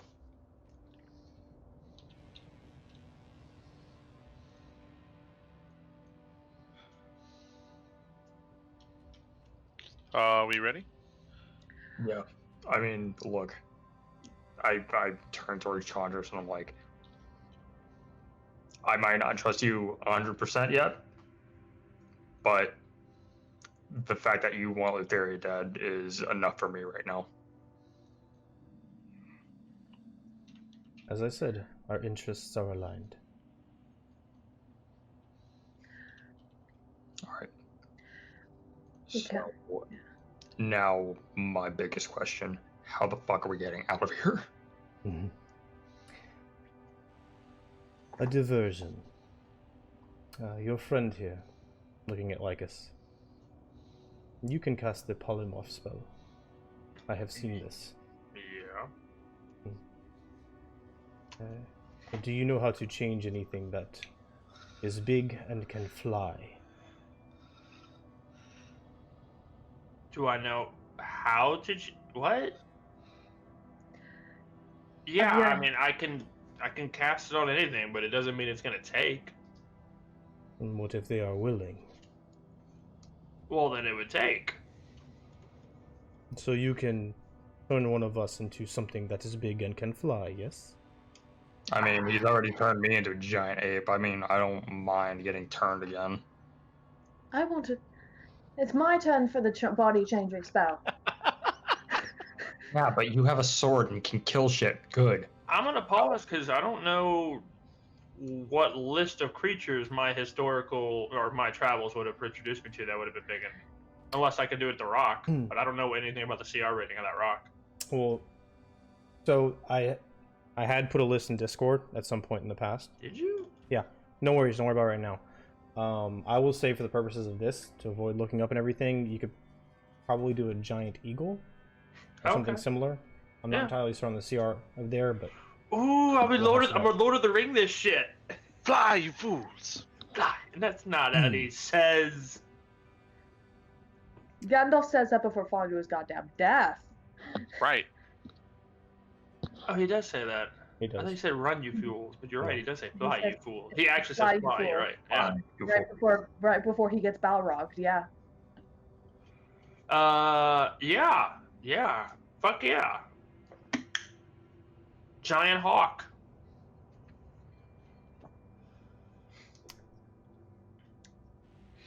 Yeah, a giant eagle is a CR1, so you're good. Good. Well, perhaps it's best if you CR. don't know the specifics. Suffice to say, it will be exciting, and a little trust goes a long way. There is one more thing I need, though. I must require your instrument back, my new friend. Looking at Hearsum. He looks at him, his eyebrows furrow a bit. Why is this? In order to awaken what I must awaken, I need that which belongs to a god. He looks at him. He's tense, and then he looks at each of you. Hearsum looks at each of you. Whether or not he should give him his loot back. You are intending to return it to him after you're done? No, of course, I was going to return it to him anyway. I needed to conduct my experiments to see if what I thought to be true was true. And I believe it is. When you say return it to him as you're receiving it in one piece, fully playable. Because we played this return it to you game shit before. God. Unbroken, fully as you are receiving it here and now. Returned. We've had interesting dealings. Yes. Whole, intact. Unlike your friend from Mitros. Yeah, friend.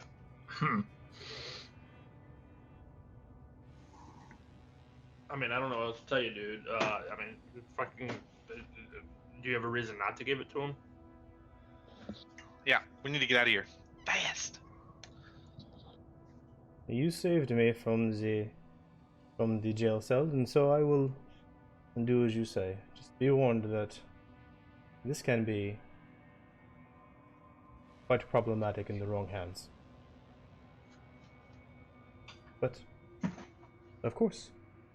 He hands it over to Condrus. We are talking later about the fact that he said it belongs to a god. We are talking about that Yeah, later. we noted. yeah, with you on that one. He just kind of looks at you and smiles a bit. That kind of half-cock smile he does. Condrus goes, kneels down. He has the instrument. He places it down on the floor. And he looks up at each of you. And he looks at his creature. And he just kind of nods. And with that, it vanishes through a portal.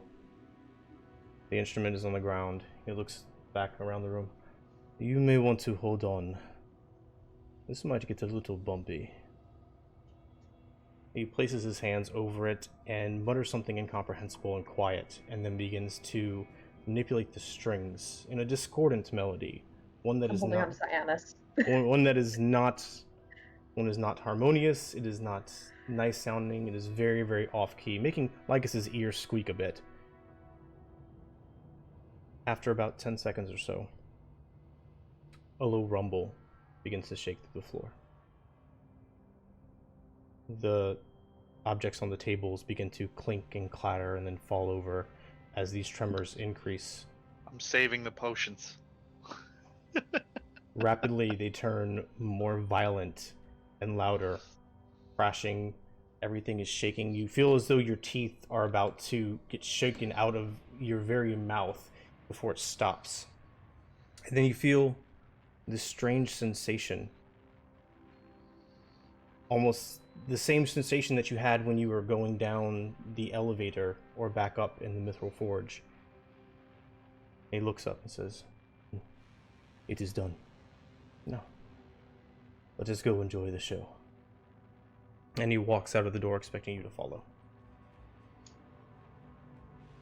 Does he still have the loot, or is the loot still on the ground? The loot's on the floor. Pearson walks over towards it as he's following him and grabs it.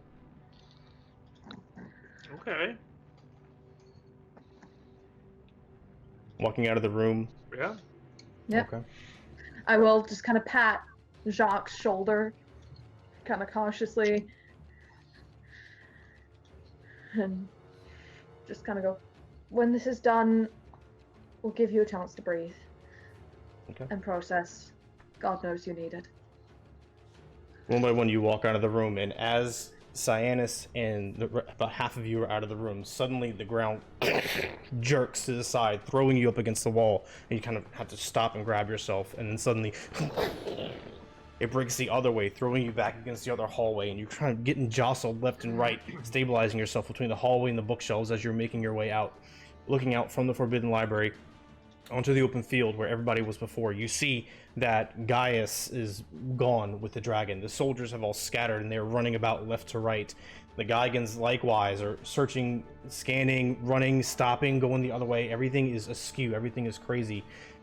You walk out carefully, slamming into a column. The other way, you get clear of the library and something looks strange in the sky. You can't quite finger it at first, but as your perception kicks in, your eyes adjust. You see the mountain range off in the distance is moving to the left. And then off to the right, you see the skyline and the sea. It is shifting in the same direction behind you. And then you get thrown to the side, and all of a sudden you're seeing clouds off the left and the ground on the right. And then vice versa. Not knowing what to do, people scattering around you, screaming, the Order of Sidon soldiers, the Gaigans. You realize you have risen up 200 feet off of the ground. The hill has fallen away on either side, and you are on the back of some massive beast carrying you with this hill on top straight towards the sea. With each one of these massive steps, you get rocked left, rocked right. The ruins beneath are crumbling. You hear stone shattering. This head rears up from in front. You see it rising another 50 feet or so in the high. The sky, this long, pointed face. It's almost like a massive rock-covered armored tortoise or something. Through the night sky, you continue on. Everybody's scattering around. Condrus carefully and slowly makes his way down the steps. Someone, an Order of Sidon soldier, runs up next to him. He puts his hand up. He vanishes out of reality, banished once again. You get down to the base of the steps, and he looks at each of you left and right. "Well, shall we fly?" And with that, he turns into this massive winged creature. Black horns from his head have morphed onto the black feathers of this giant eagle as he lifts off from the ground, snatches up Cyanus and Renatus, and begins to take off. Lycus, my turn!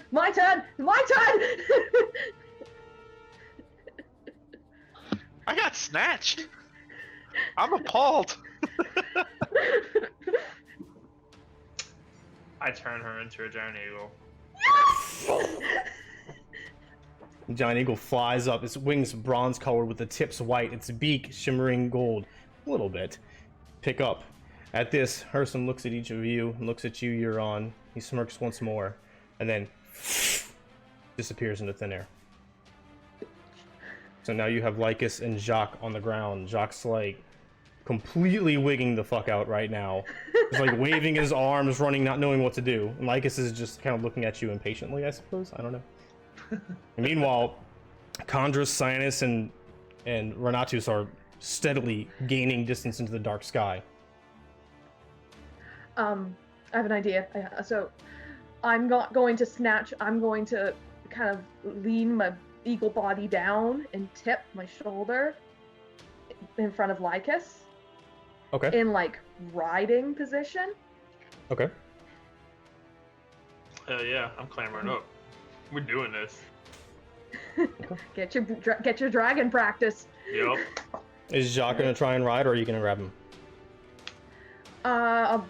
Is he coherent enough to try? Oh, he seems Grab wigging. him. He's wigging out. Where is the other Herson guy? poof. Yeah, Herson. Yeah, Rennie but he and- went poof, right? Yeah, he went poof. Yeah. Okay. Yeah, just grab him in the claws. Yep. I'm just gonna and once I kind of take off, grab Jacques, follow. You soar off into the night sky, gaining height and distance now, following Condrus.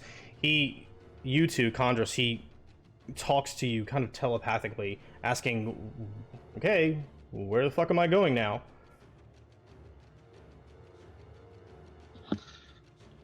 If we have the general sensitive idea, the boat was back that way. You can look at the island, you get it. You can tell him Yeah. what it is. Okay. That way. But then he looks back up and dives down low and then starts skirting over these ruins. As you're careening off to the night sky, Euron follows behind in tow. Glancing behind, dangling from these claws, you see this massive multiple 100-foot stone, it's almost like a massive snapping turtle, crushing the ruins and making his way towards the sea.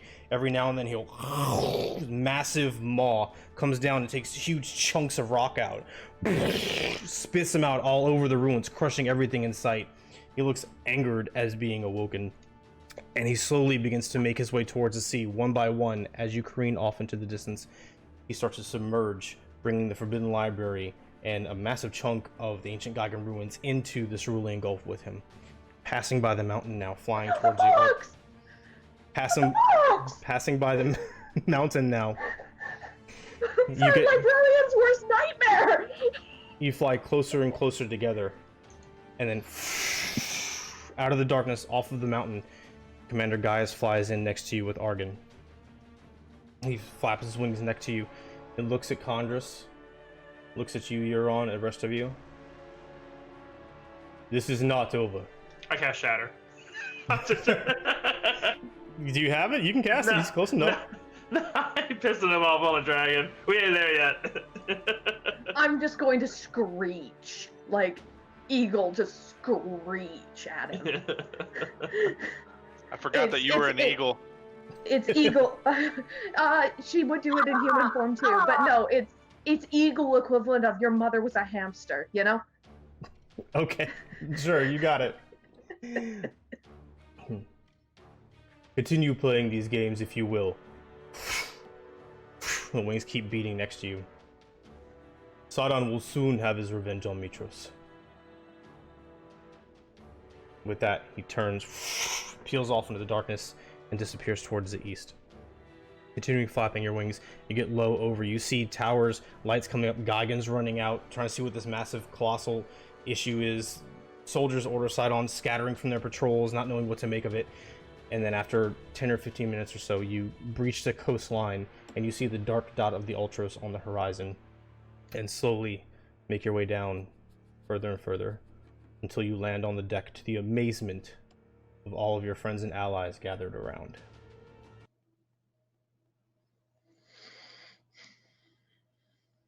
Change this a little bit. Different music, man. Different music. I set Jacques down very, very gently. Condrus kind of drops rapidly and not too chalantly lowers Renatus and Sinus to the ground, and then as soon as he hits the deck, comes back to his normal form, and then creature pops up back next to him on the deck of the Ultras. I'll land carefully and then do the slow, graceful tip shoulder down so Lycus can get off.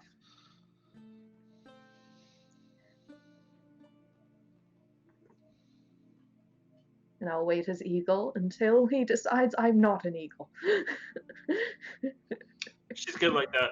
You bastard! You could just rest on the crow's nest. We'll nickname You wanted this. rest. Yeah. I know. Hey, go enjoy the skies. You got an hour. We're gonna just Yeet! Yeah. Euron takes off at the exact moment Jacques is trying to slide down the eagle's butt. I was carrying him, so I That's set right. him down. That's right. I set him down gently. Thank you. I Okay. let Lycus down, and then if somebody's just like, "Go on, have fun," just off.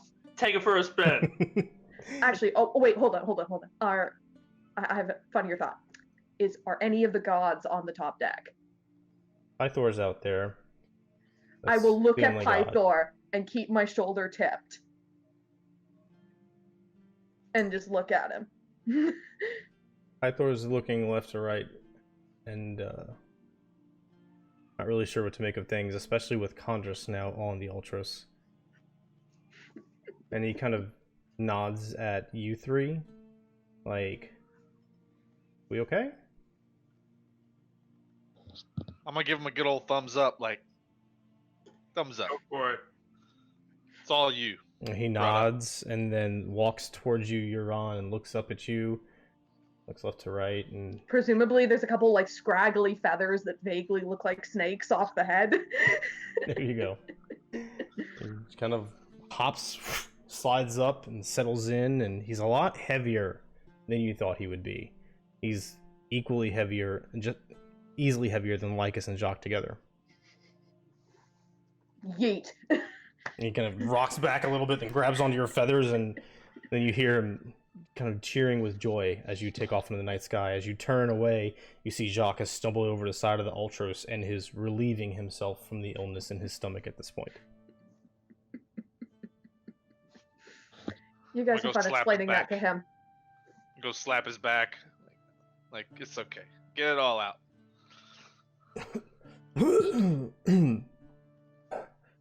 Y'all, I'm really starting to think y'all don't know what the fuck you're doing. We kind of just We're have safe. things happen. It worked. I appreciate it, but I need to lay down. Hey, at least you didn't get any sharp bits put at you. Yeah, that's something. And he slouches up against the side and then just kind of slowly lowers himself down with his back on the deck, staring up at the sky. He closes his eye and puts his hands over his torso. Clearly upset. Looking guy.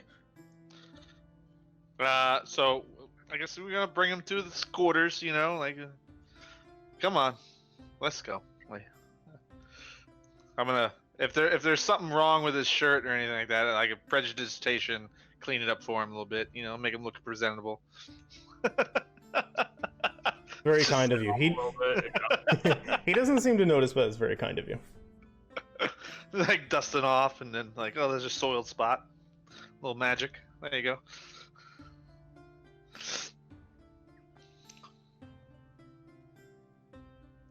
The Euron is flying off in the night sky with Pythor.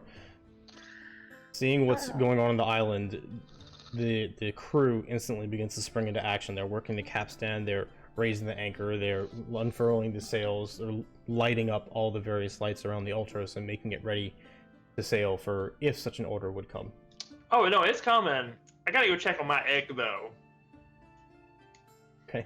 So you, Get that shit up! Get the fuck out of here! Let's go, people! We've got Providence! hi, Captain. Hi. And start to go everything. The oars start to go in the water, and you disappear downstairs to go check on Kira and Lorius with the. Hell Back yeah. again. Glorious, what the hell is he doing here? Kira had asked that Lorius. I know, but I keep forgetting and I don't care. Go! Damn! Bitch! Yeah, sure, I can click on my egg. Okay. They put it in. It's kind of like a large brazier type device. You know that they set the can. Yeah. They set various iron things in there to polish it, and they've repurposed it, put some coals in there, and they're keeping it continually hot with small glowing embers beneath it. Good. Kira, my love, Yes, Lycus. how goes it? It has been quiet here. We've heard some things happening on the island. How goes it with you? It was an interesting debacle, but it seems we've made it out safely. Somewhat indebted, but overall, we got what we came for, and then some more. So, if we're all ready to go and you're all well and everything's good here, then I see no reason to stay and we can move on. I can think of no reason to stay. In fact, I'd like to be as far away from here as possible. As far as everyone being all well, everybody's been in good spirits and kind of quiet, except your friend, Aola. She's seemed a bit despondent. Didn't know if that mattered to you or not, but I noticed it, and you asked. So. Well, yes, I mean, of course. She's been through a trying time, and me being away is probably not very good for her health. As you say. Is that lady at Coins bitch still in my quarters? I would assume so. She hardly ever comes out. God. Okay. Well, thank you, Kira. I'll be making the normal rounds to check on our new friend here. Thank you for everything. Of course, Lycus. My pleasure, as always. And she goes back to writing on her scroll, propped up in the mattress like she was, chatting with Lorius.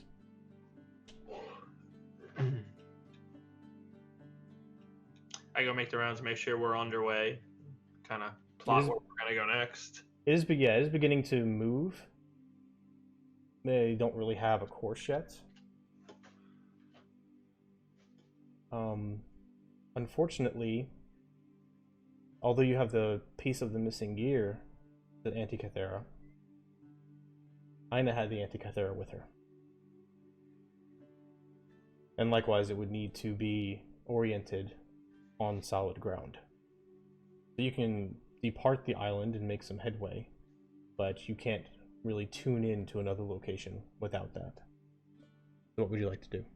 Yeah, how would we try to figure that part out? Anybody got any ideas? Did anyone see a big bird carrying a horsewoman? Out of curiosity, given that the island is in, mass panic, there's lots of cracking noises and all that, I'm in the air flying. Do I happen to see a big giant bird flying around the island as well? In fact, you do not. It has been many hours since then. Okay, I just meant like as everything's been stirred up. 100%. I understand. Mm-hmm. They're taking a minute for brevity's sake, thinking it over, talking to people. Without the Antikythera, you can't really use the constellations to navigate. Not by using that device. If there are individuals on your ship who have sailed the Cerulean Gulf and know where some of these other islands are, they could navigate using their experience. But as far as the unknown locations of any islands, you won't be able to find those without the Antikythera.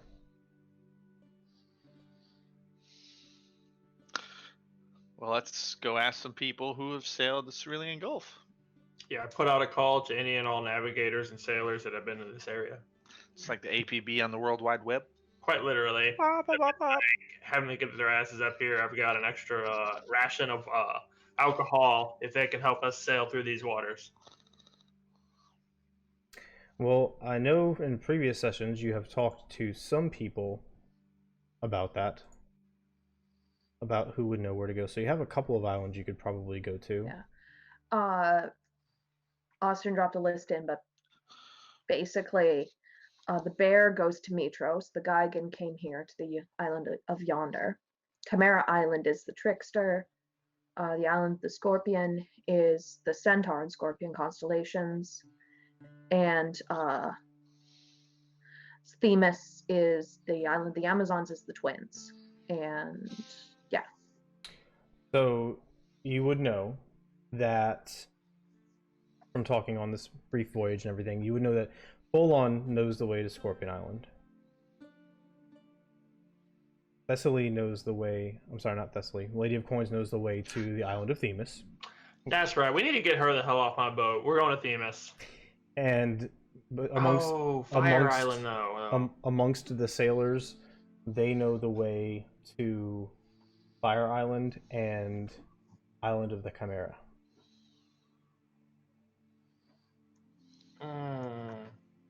Euron is not there to advocate for Themis currently Yeah. until she lands. Yeah, we'll go to the Lady of the Coins Island. Themis. Well, does Ina have... Ina's got a big thing there, too? Okay, then yeah, we won't do that just because of the situation. Remember the area of the rock? No one knows how to get there. Yeah, we don't know how to get there yet.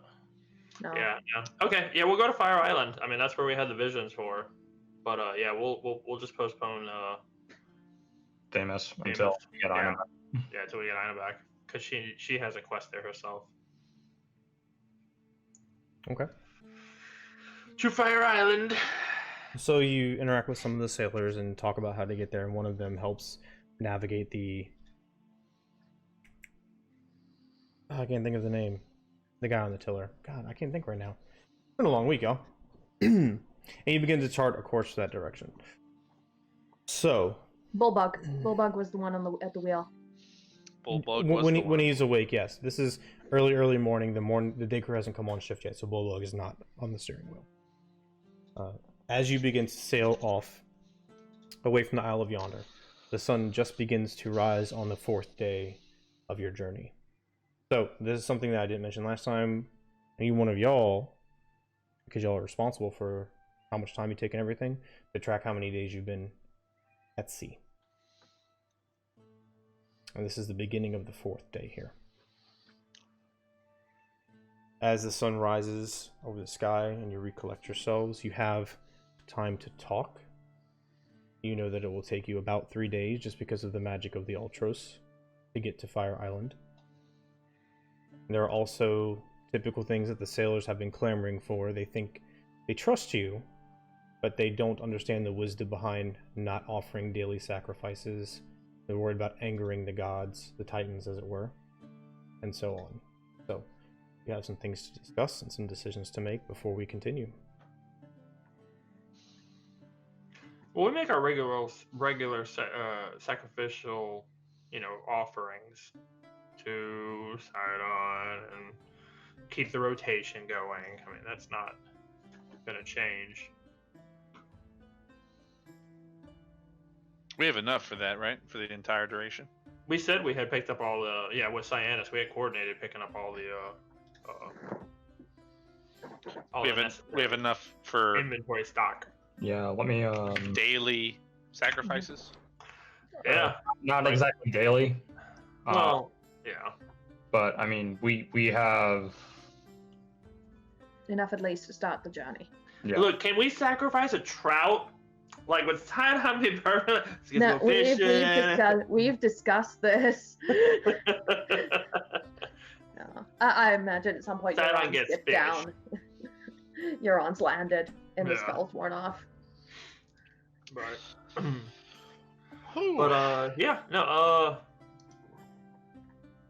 We're going to talk with our new compatriot? Euron's first looking at Python just going, how was that? That was fun.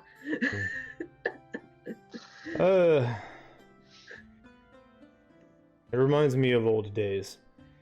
I haven't flown in many years. I'm glad to have given you the experience. It is much appreciated. Now, what is it of this Lutheria scum on the Ultros? The long story short is that he had the last piece of the Antikythera and an artifact belonging to a god. I use quotation marks because I don't know what he is. I don't even know if he's coming back, for the love of God. But his name was Hersan, and apparently Lycus knew him. I don't know. But either way, he helped guarantee our escape with the condition that apparently he and Lutheria have come to blows, or he got banished for something. So he has got us out on the condition that he gets the final blow on her. And you trust this creature? We had no choice. Yeah, no, not really. We just don't really have much of an option. We had no other option in this moment. I look forward to the chance to prove whether we were right or wrong. Can we run him through and throw him overboard? I mean, that wouldn't exactly. Considering what he did to the island, I don't really want to. We've anchored enough as it is this moment, Pythor, I think. What? I understand. I understand. Believe me, I understand. Just looking out for your best interests. That is all. Well, I'm going to go drink and sleep. Thank you again. It was a wonderful ride. My pleasure. He nods, hugs you, and turns and walks off. Crushes you a little bit. I'm perfectly okay with that. Euron's touch starved. She'll take it.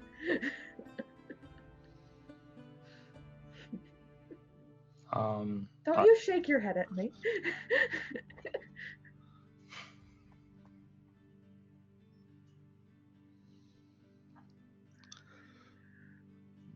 Is there anything that y'all would like to discuss amongst yourselves or with anybody, or anything else you would like to do before we begin the journey, or during the journey? One of the evenings, I just want to have a chat with Euron. Yeah, before we get there, I want to ask if we're really okay leaving Ina. No.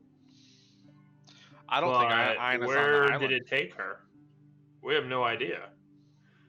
And right now, it is literally a swarm of angry cultists wanting to massacre anything and everything. So we can't exactly just stick around for her.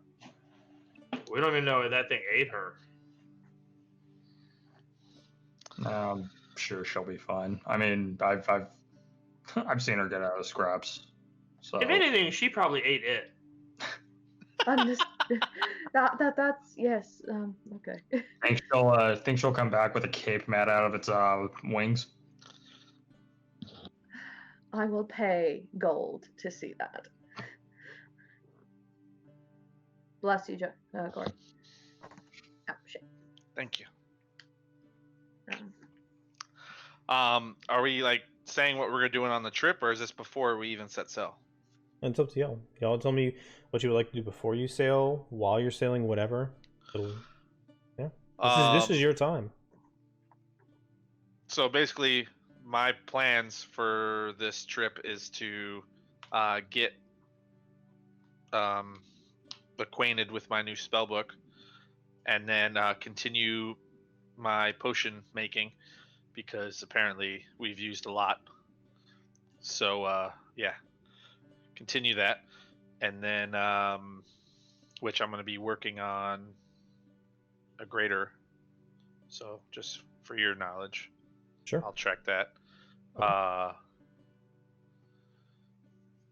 Yeah, and after that, did anyone want to have a chat? No? I would like to spill the beans on what I saw. Oh yeah. I mean, I feel like that's going to be a thing that we're all in, just like on one of the nights. Yeah, well, and that's the thing. He has to be the one to do it because we didn't see what he saw. Right. Euron will probably ask at some point if he's okay, but if we need that as an We'll probably be Right. doing this while we're sailing out. I mean, I don't think Yeah. there's anything else. Yeah, this is all going to just be happening en route. Yeah. Okay. we are drinking while we're having this conversation. Drinking. Right. We are drank. So we're Yeah. getting the sacrifices, the daily or however they're spaced out. Yeah, however we need to space sacrifices, them out. to last the entire, and then the time it takes to do those things for me. I will sit down probably on the first night and have a discussion with everyone, saying what I saw and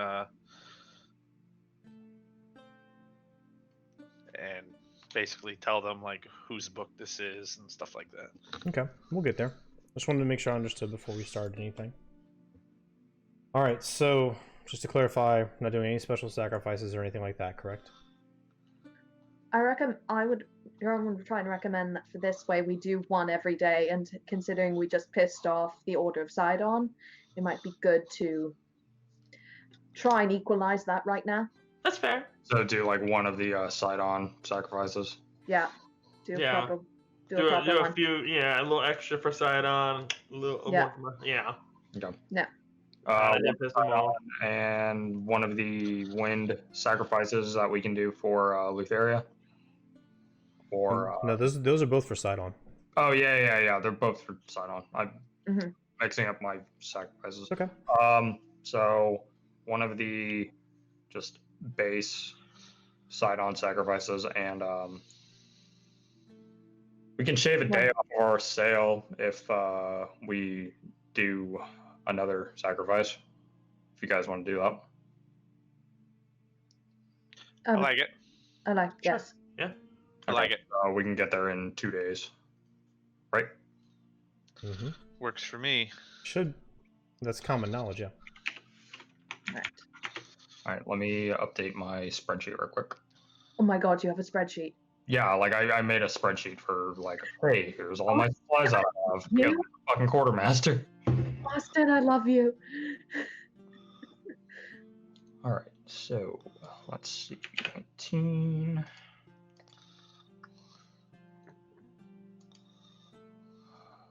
For 8. Okay, we're good. You good? Okay. All right. So before I forget about us, I'm gonna long rest. Yeah, please. Yeah, we would have all been doing that. let's roll for an encounter first, unless you've already done it. What? Well, you're setting sail, and then I'm assuming you'll be going to sleep right away. So an encounter might happen at some point while you are all sleeping. Somebody roll me a d20. I'm the captain of this boat. Look at me, I'm the captain. That is a 7. And since you said random encounters, low numbers are good. Low numbers are good, yes. 100%. That should be a great roll. Well, it depends on the frequency of the random encounters. Yeah, I know. It's crazy how that works. It is. All right. So roll me 9 more d20s. Fuck. Charting a course across the Cerulean Gulf, headed towards Fire Island. You all, Lycus goes to the captain's chambers, where, as usual, the Lady of Coins is, and everyone else climbs into their very comfortable hammocks. The cat knocks something off the desk next to you with a loud clang, and then you try to sleep. A very fitful, long, much-needed sleep. Thankfully, the day passes without issue. First day done. You sleep through the majority of the day and into the first night. Still tired, still able to go back to sleep, but you wake up to stretch a bit, eat some food, things of that. So this is the first night of your journey towards Fire Island. Anything in particular happening? No, not yet. I mean, unless Renatus wanted to do his thing tonight.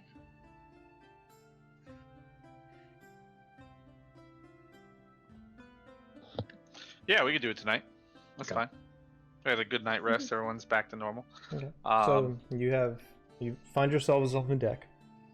Many sailors are stretched out here sleeping, enjoying the beautiful dark night sky. Pythor is not to be seen. Jacques is up on the prow, taking in the wind. There's a gleam in his eye. He's wistful a bit as he stands out over the horizon in the direction of the wind.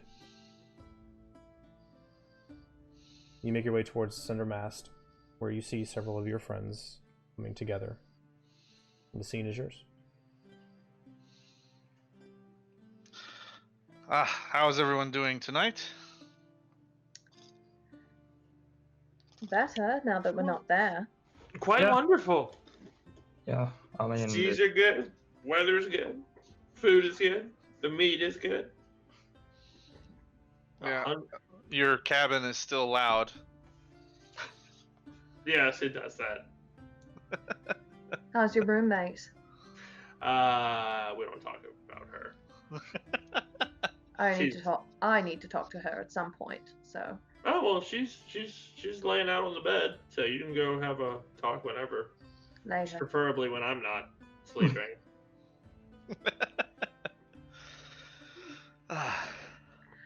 Well, Are you doing all right, Renatus? yes. And I wanted to talk to you about what I've seen.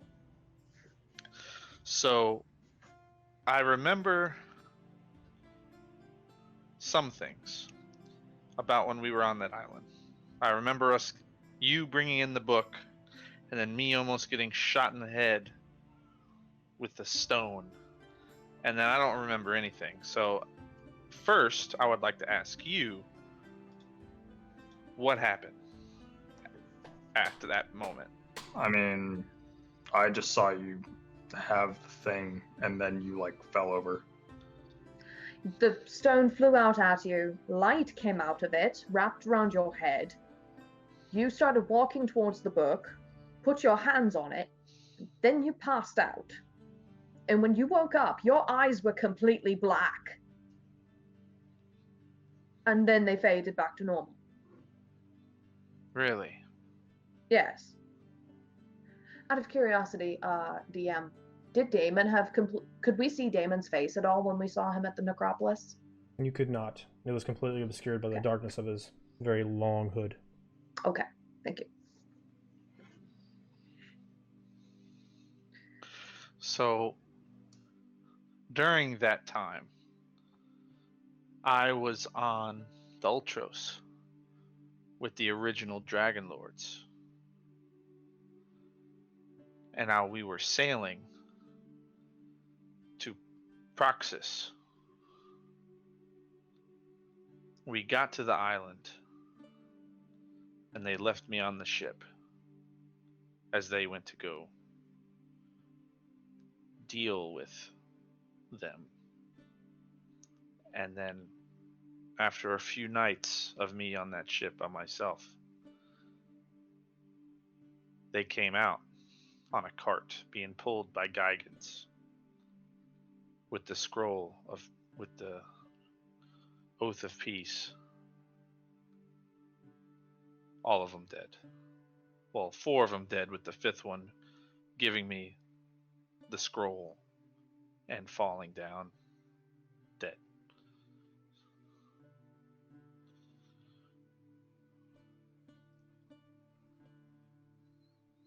And then sailing back to Mitros. And then it was just a blur after that. And then I woke up back in the library.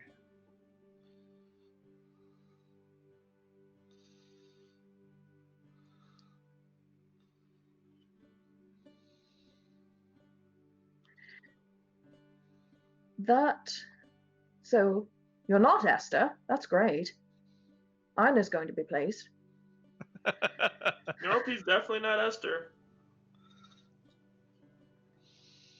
You're Daemon? Are you? We met Daemon. You. Like she's grabbing your chin and like. We've done this before. As you grab his chin, the moon is very full tonight. There are countless amazing stars and all the constellations in the sky. Not a cloud in sight. As you pick up his chin and twist it left to right, his face looks very much like Renatus, but you notice as you do that and you extend his neck, and beneath his cloak it shifts down a bit. You see these strange drawings just beneath his clavicle. Renatus, I can't believe I'm going to say this. Take off your shirt, please. Not here. It's Jesus. that kind of party. What? No. Legitimately, she's gonna just pull down your neckline. Hey. No. Look, and like What? show it to the others. I'm shy. You have markings on your skin. Well, I'm a wizard, you know. What You never world seen does a that make tattoo sense? before? Did you have tattoos before this island was here?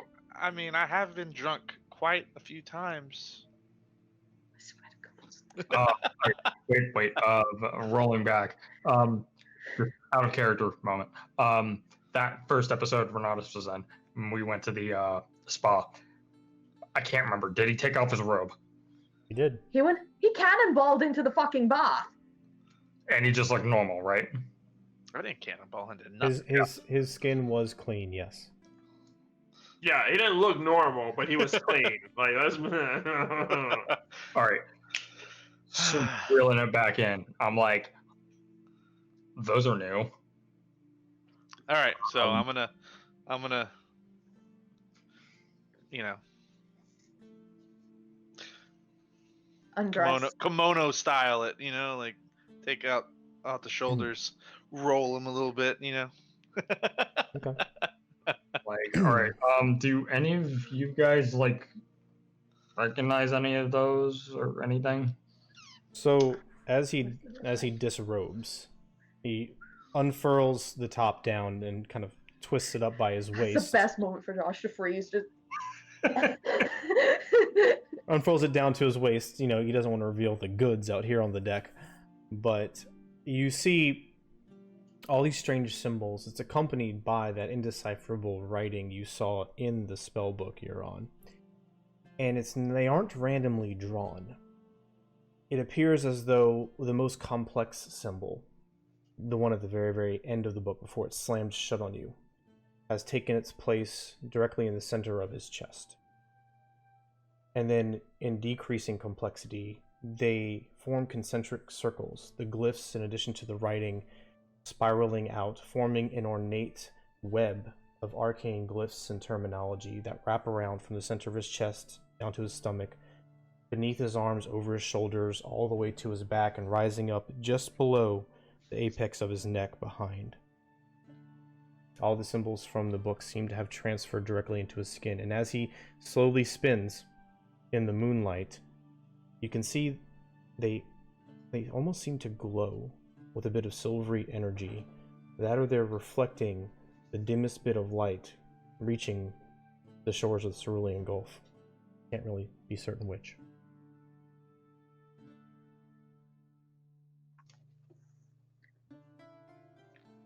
Holy shit. The ones on the fringes, the least complex, the most normal out of the arcane glyphs, they are, however, outlined in this thin red line. Looking around, Renatus, you understand these glyphs, the ones that are outlined. You're able to decipher them and interpret them. And you know that these are the thoughts, the patterns, the strands of the ether that you need to combine and twist and shape to form your newfound spell power. Oh, wow. So the ones that are outlined are the ones that I know, and then how many others are there? Many. Each strand is increasingly complex and increasingly long, but there are several more secrets to unlock as you become more attuned to Daemon's eye.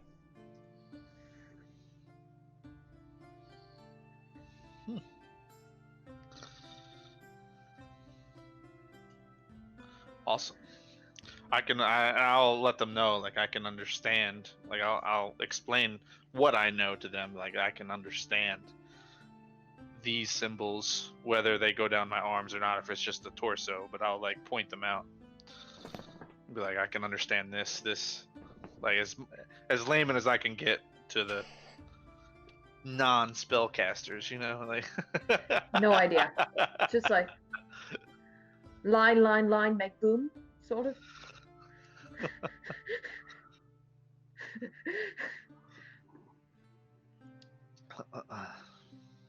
You're a walking spell book now. Seems that way, and I'll quickly put the robe back on. Are we satisfied? I don't know, Euron. Are you satisfied, or do you need a closer inspection? Oh Jesus! Cause fear. I am not going to throw. I'm not going to throw my captain overboard. I'm not going to throw my captain overboard. You are not going to throw your captain overboard. Truth. Thank you, Renatus. You're welcome. So, Renatus, we met Daemon, the man whose spellbook that was. Really? Sort of. His spirit was trapped, well, bound, sort of, to be a guardian of the necropolis at Telemark. Right. I think you told me that prior.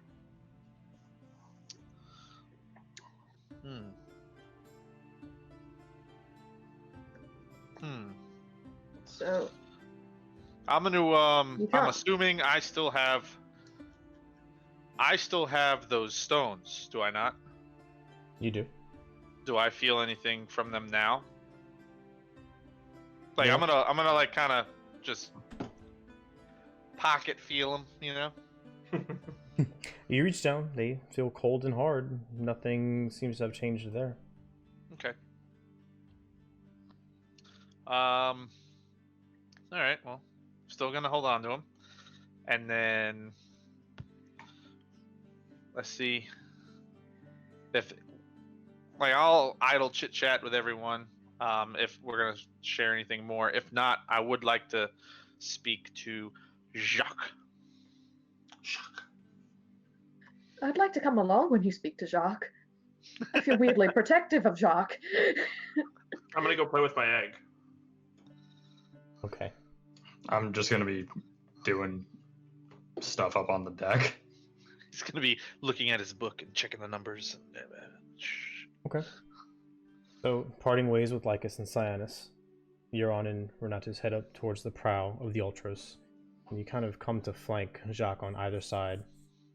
He notices your approach and glances over his shoulder back at you. You see his head bow a little bit in some type of indecipherable emotion, and he looks back towards the horizon. Now this I know. This is home. I was going to say you looked more at home here than in that cell. I was bound for years where I came from. And I come here and right back behind the door. But this is freedom. You're a sailor. Or pirate.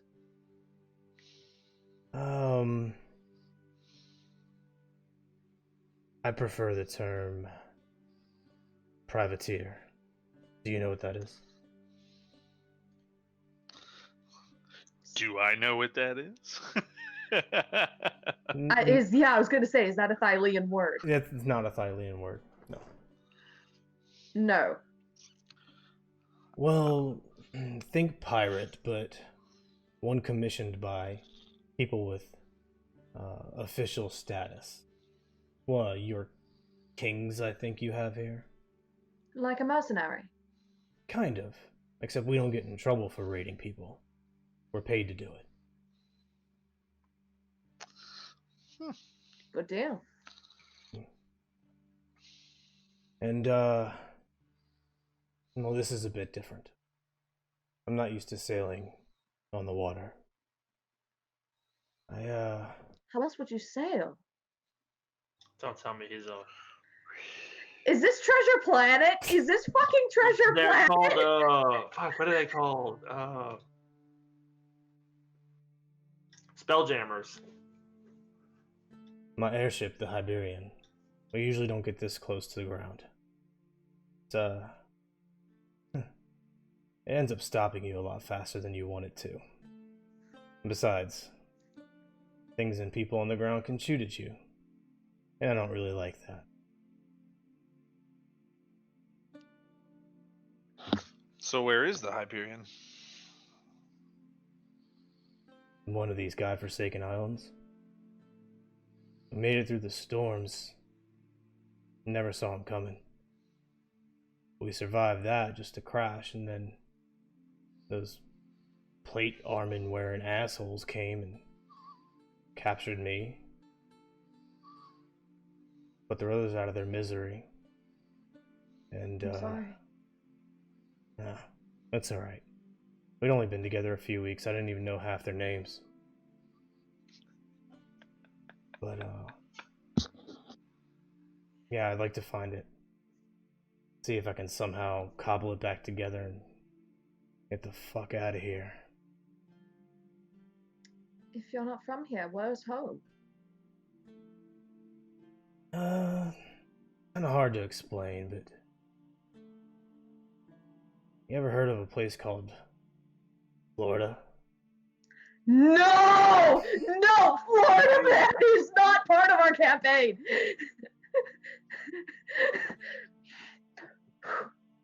No. I take it you're across the ocean at the very least. Something like that. We're headed down to this island called Bermuda. No. A storm came out of nowhere, wrapped us up. Couldn't see a fucking thing. Winds were kicking us around, started plummeting down towards the fucking water. Next thing I know, we're flying over some island with these massive fucking birds and some weird looking people on it, and then fucking engine gave out. Started losing altitude, tried to right it. Didn't work. Slammed to the fucking ground. A couple weeks later, I'm here with you. I don't understand half the words you just said, but I'm glad you survived. That makes one of us.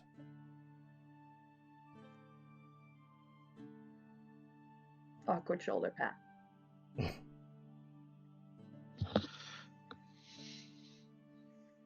Ale? Yeah. Yeah, thanks. Do you want to get drunk? No. I'll have a couple with you, but I find I like drinking too much, so I try not to do it. Fair enough. You mind if we stay here? Sure. Kick up a spot by the prow. Well, I'll give him the condensed version. If he asks, I'll give him the condensed version of what the fuck we're doing. Over the next hour or two, as long as you like to stay, you strike up small conversations here and there, but he doesn't seem too interested in talking. He's being polite about it, but he seems more focused on absorbing the horizon, feeling the wind, things like that. I'll point out some of the he's a navigator. I'll point out some of the constellations as we see them. He accepts it in good humor. I will also stay to be in good company, but I will definitely be absorbed in my own world. I have a lot to think about. The only other personal question I'll ask Jacques is just, is there anyone waiting for him to come home?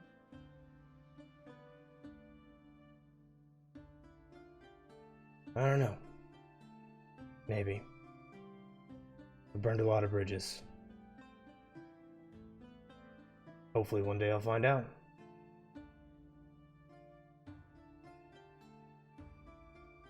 I hope so too. So, spend the rest of your waking evening with Jacques until you're ready to retire back to sleep. Dawn comes early to begin the second day of your voyage towards Fire Island. So, any sacrifices to decide on this day? Not today. Not today. I figure we should only do probably one after each of our excursions. Okay. Yeah. Sure. I need a random encounter roll. volunteer. You're on. Take it. I volunteer. Alright. You got it? I think so. Yep. Awesome. That's a 6. Okay.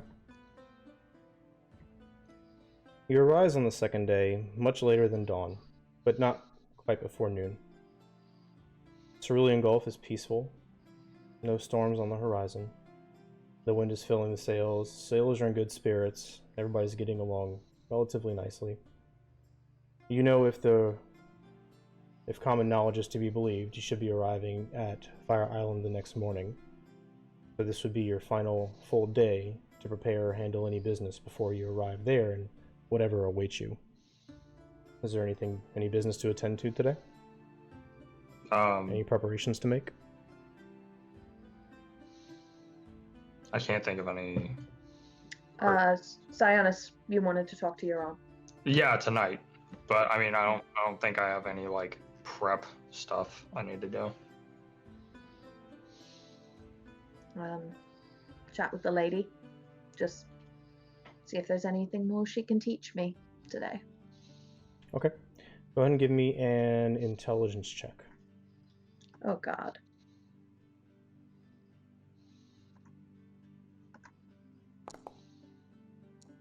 That, my friend, is a natural 1. After several hours, you grow frustrated with trying to absorb it and focus your emotions as she is describing to you. You have had a rough couple days, so unfortunately, nothing seems to be sticking at this moment. I thank her for trying. She Trying to beat it through my thick skull. She politely nods and asks you to turn out the candles on your way out of the cabin. Anything else? Okay. The sun charts its course across the sky. Evening falls. The watch changes out. It is nighttime. The sky is still clear. See nothing on the horizon.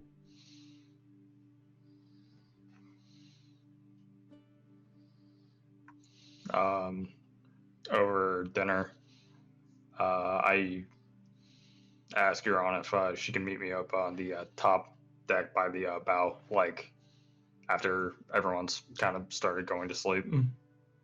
Sure.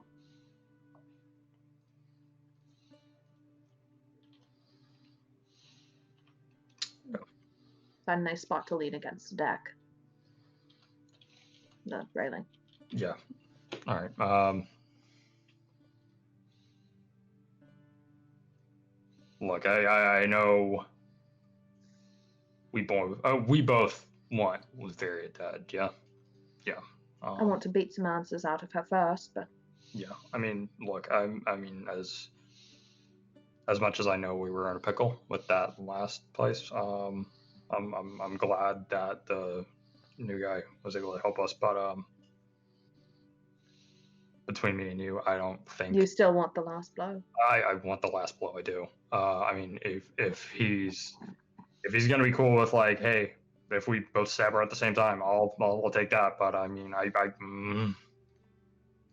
want to take her out, and if I can't do it personally, like if something happens to me before we get to that, I need you to promise me something. Of course. If Damn it. because that last island kind of spooked me a bit.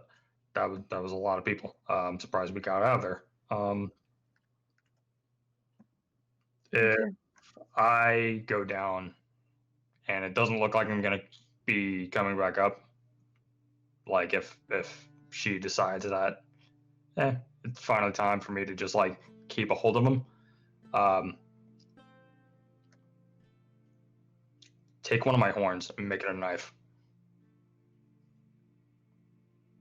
I will. Because I mean, if I can't be the one that kills her, I'm gonna be the one that helps kill her.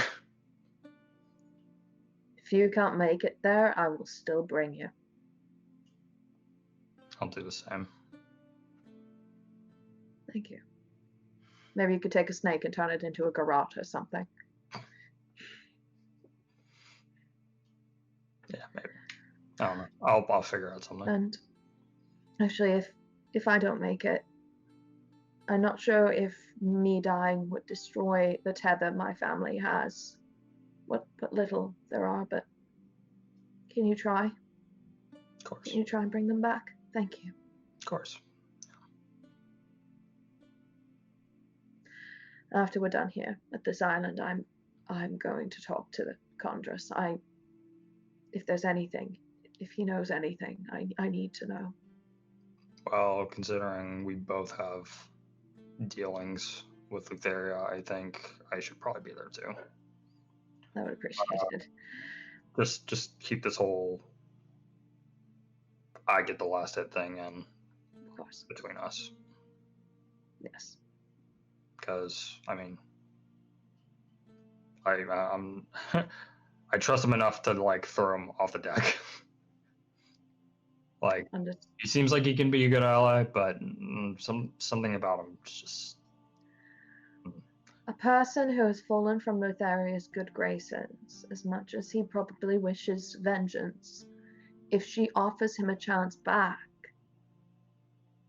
I don't trust him enough to not take it.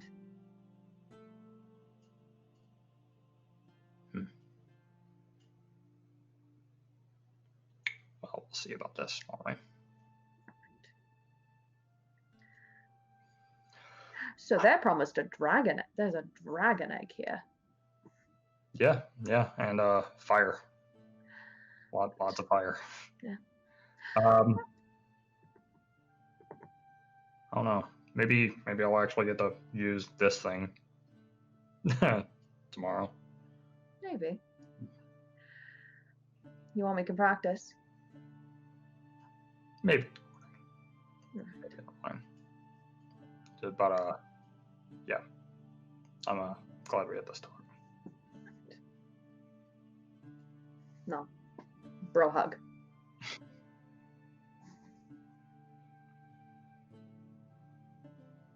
Oh, we got a long fucking day ahead. Yep. Days are only gonna get longer. I can't wait. Let's go. All right. So, as you each fitfully slumber the night before you arrive at Fire Island, the gentle rocking of the Ultras, the cool sea air permeates throughout the inner cabins. It's comfortable. It's warm.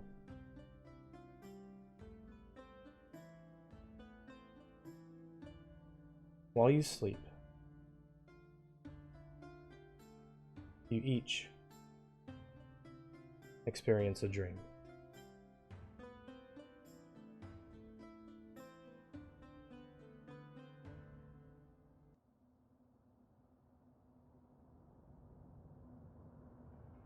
A sultry and malicious voice playfully comes to you,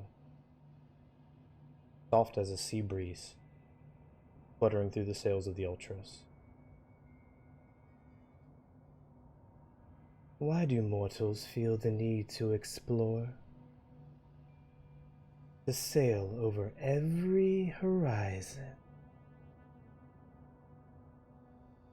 What is it exactly that you expect to find out there in the vast emptiness of the ocean? The darkness fades away,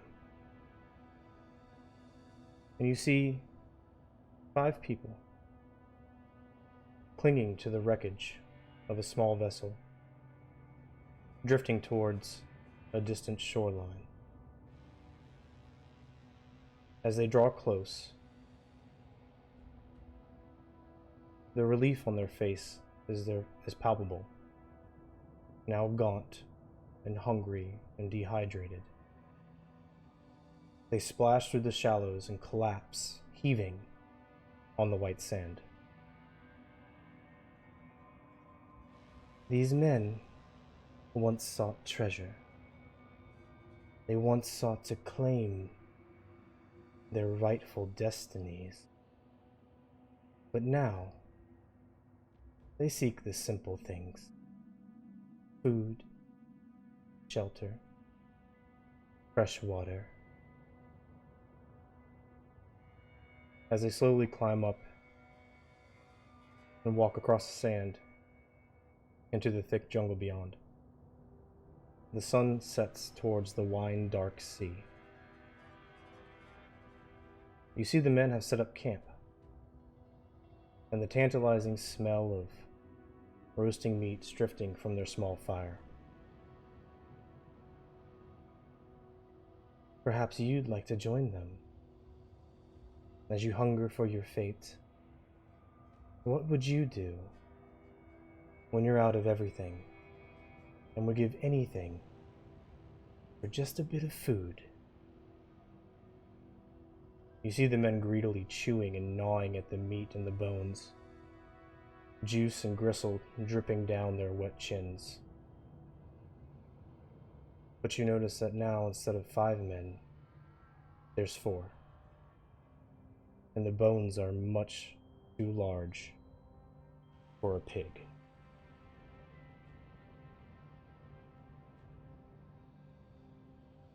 And that's where we're going to end tonight's session now. So, everybody, I hope y'all had fun tonight. I had a great time with this session. Big stuff, new people, information, fighting, spell battle, counterspell, banishment, all sorts of good shit. I love it. I ate that up.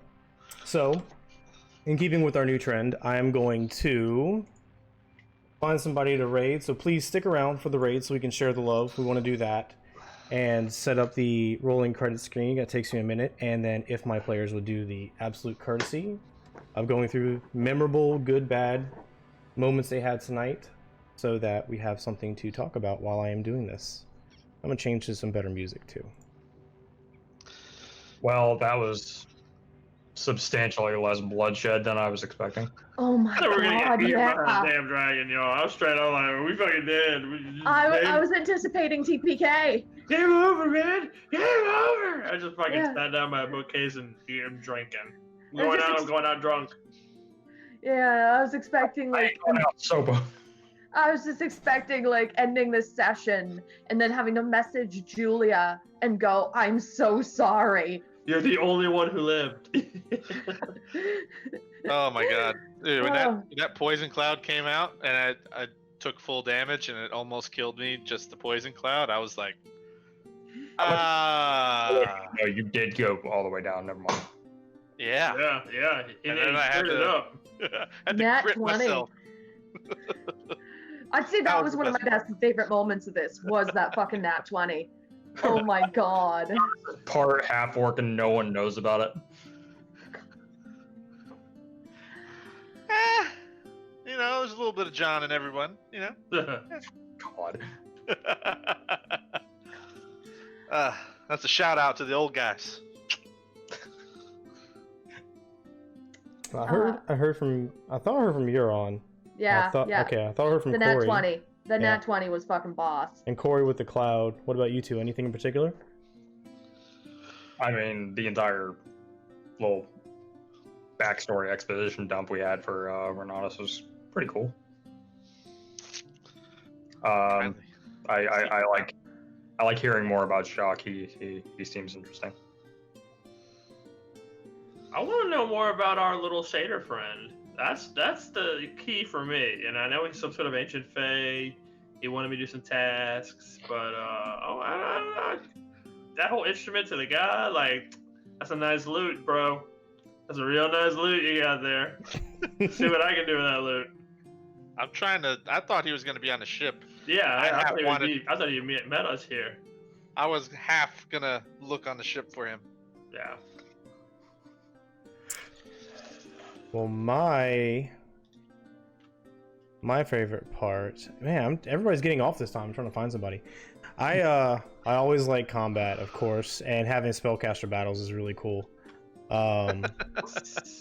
It is, but y'all deciding to throw in with an unknown entity of questionable repute, and I mean, that was cool because I was like seeing what's gonna happen there, but all the talking during the voyage and role playing, that's what I live for. So Joey always likes it when he doesn't have to do anything. I enjoy you guys in character. I love seeing you guys role play because you're so amazing at it. But yeah, that was probably my favorite part. So that's what I got. Great session. Thank you guys. I'm gonna hop over to the end credits screen so we can do that, and then I'm gonna queue up the raid so everybody can get the shout outs that they deserve. Let me make sure my thing is up here. And then make sure you stick around for the raid. We're gonna raid Keen Kitchen. I don't know anything about them, but they just started, so we're not gonna jump in on a dead session. And just spread the love. Tell them where you're from, okay? So we will see y'all. Let me get over to the here. All right. So Wednesday night, 8 p.m. Central, Hearts of Shadow. Really cool stuff going on in that campaign. And then of course Friday nights, 8 p.m. Central. This Discord, Twitter. Tell your friends, please. Join social media. And thank you for being awesome viewers tonight. We love you guys and have a great weekend. We'll see y'all next time. Take care of each other. See you later. Bye.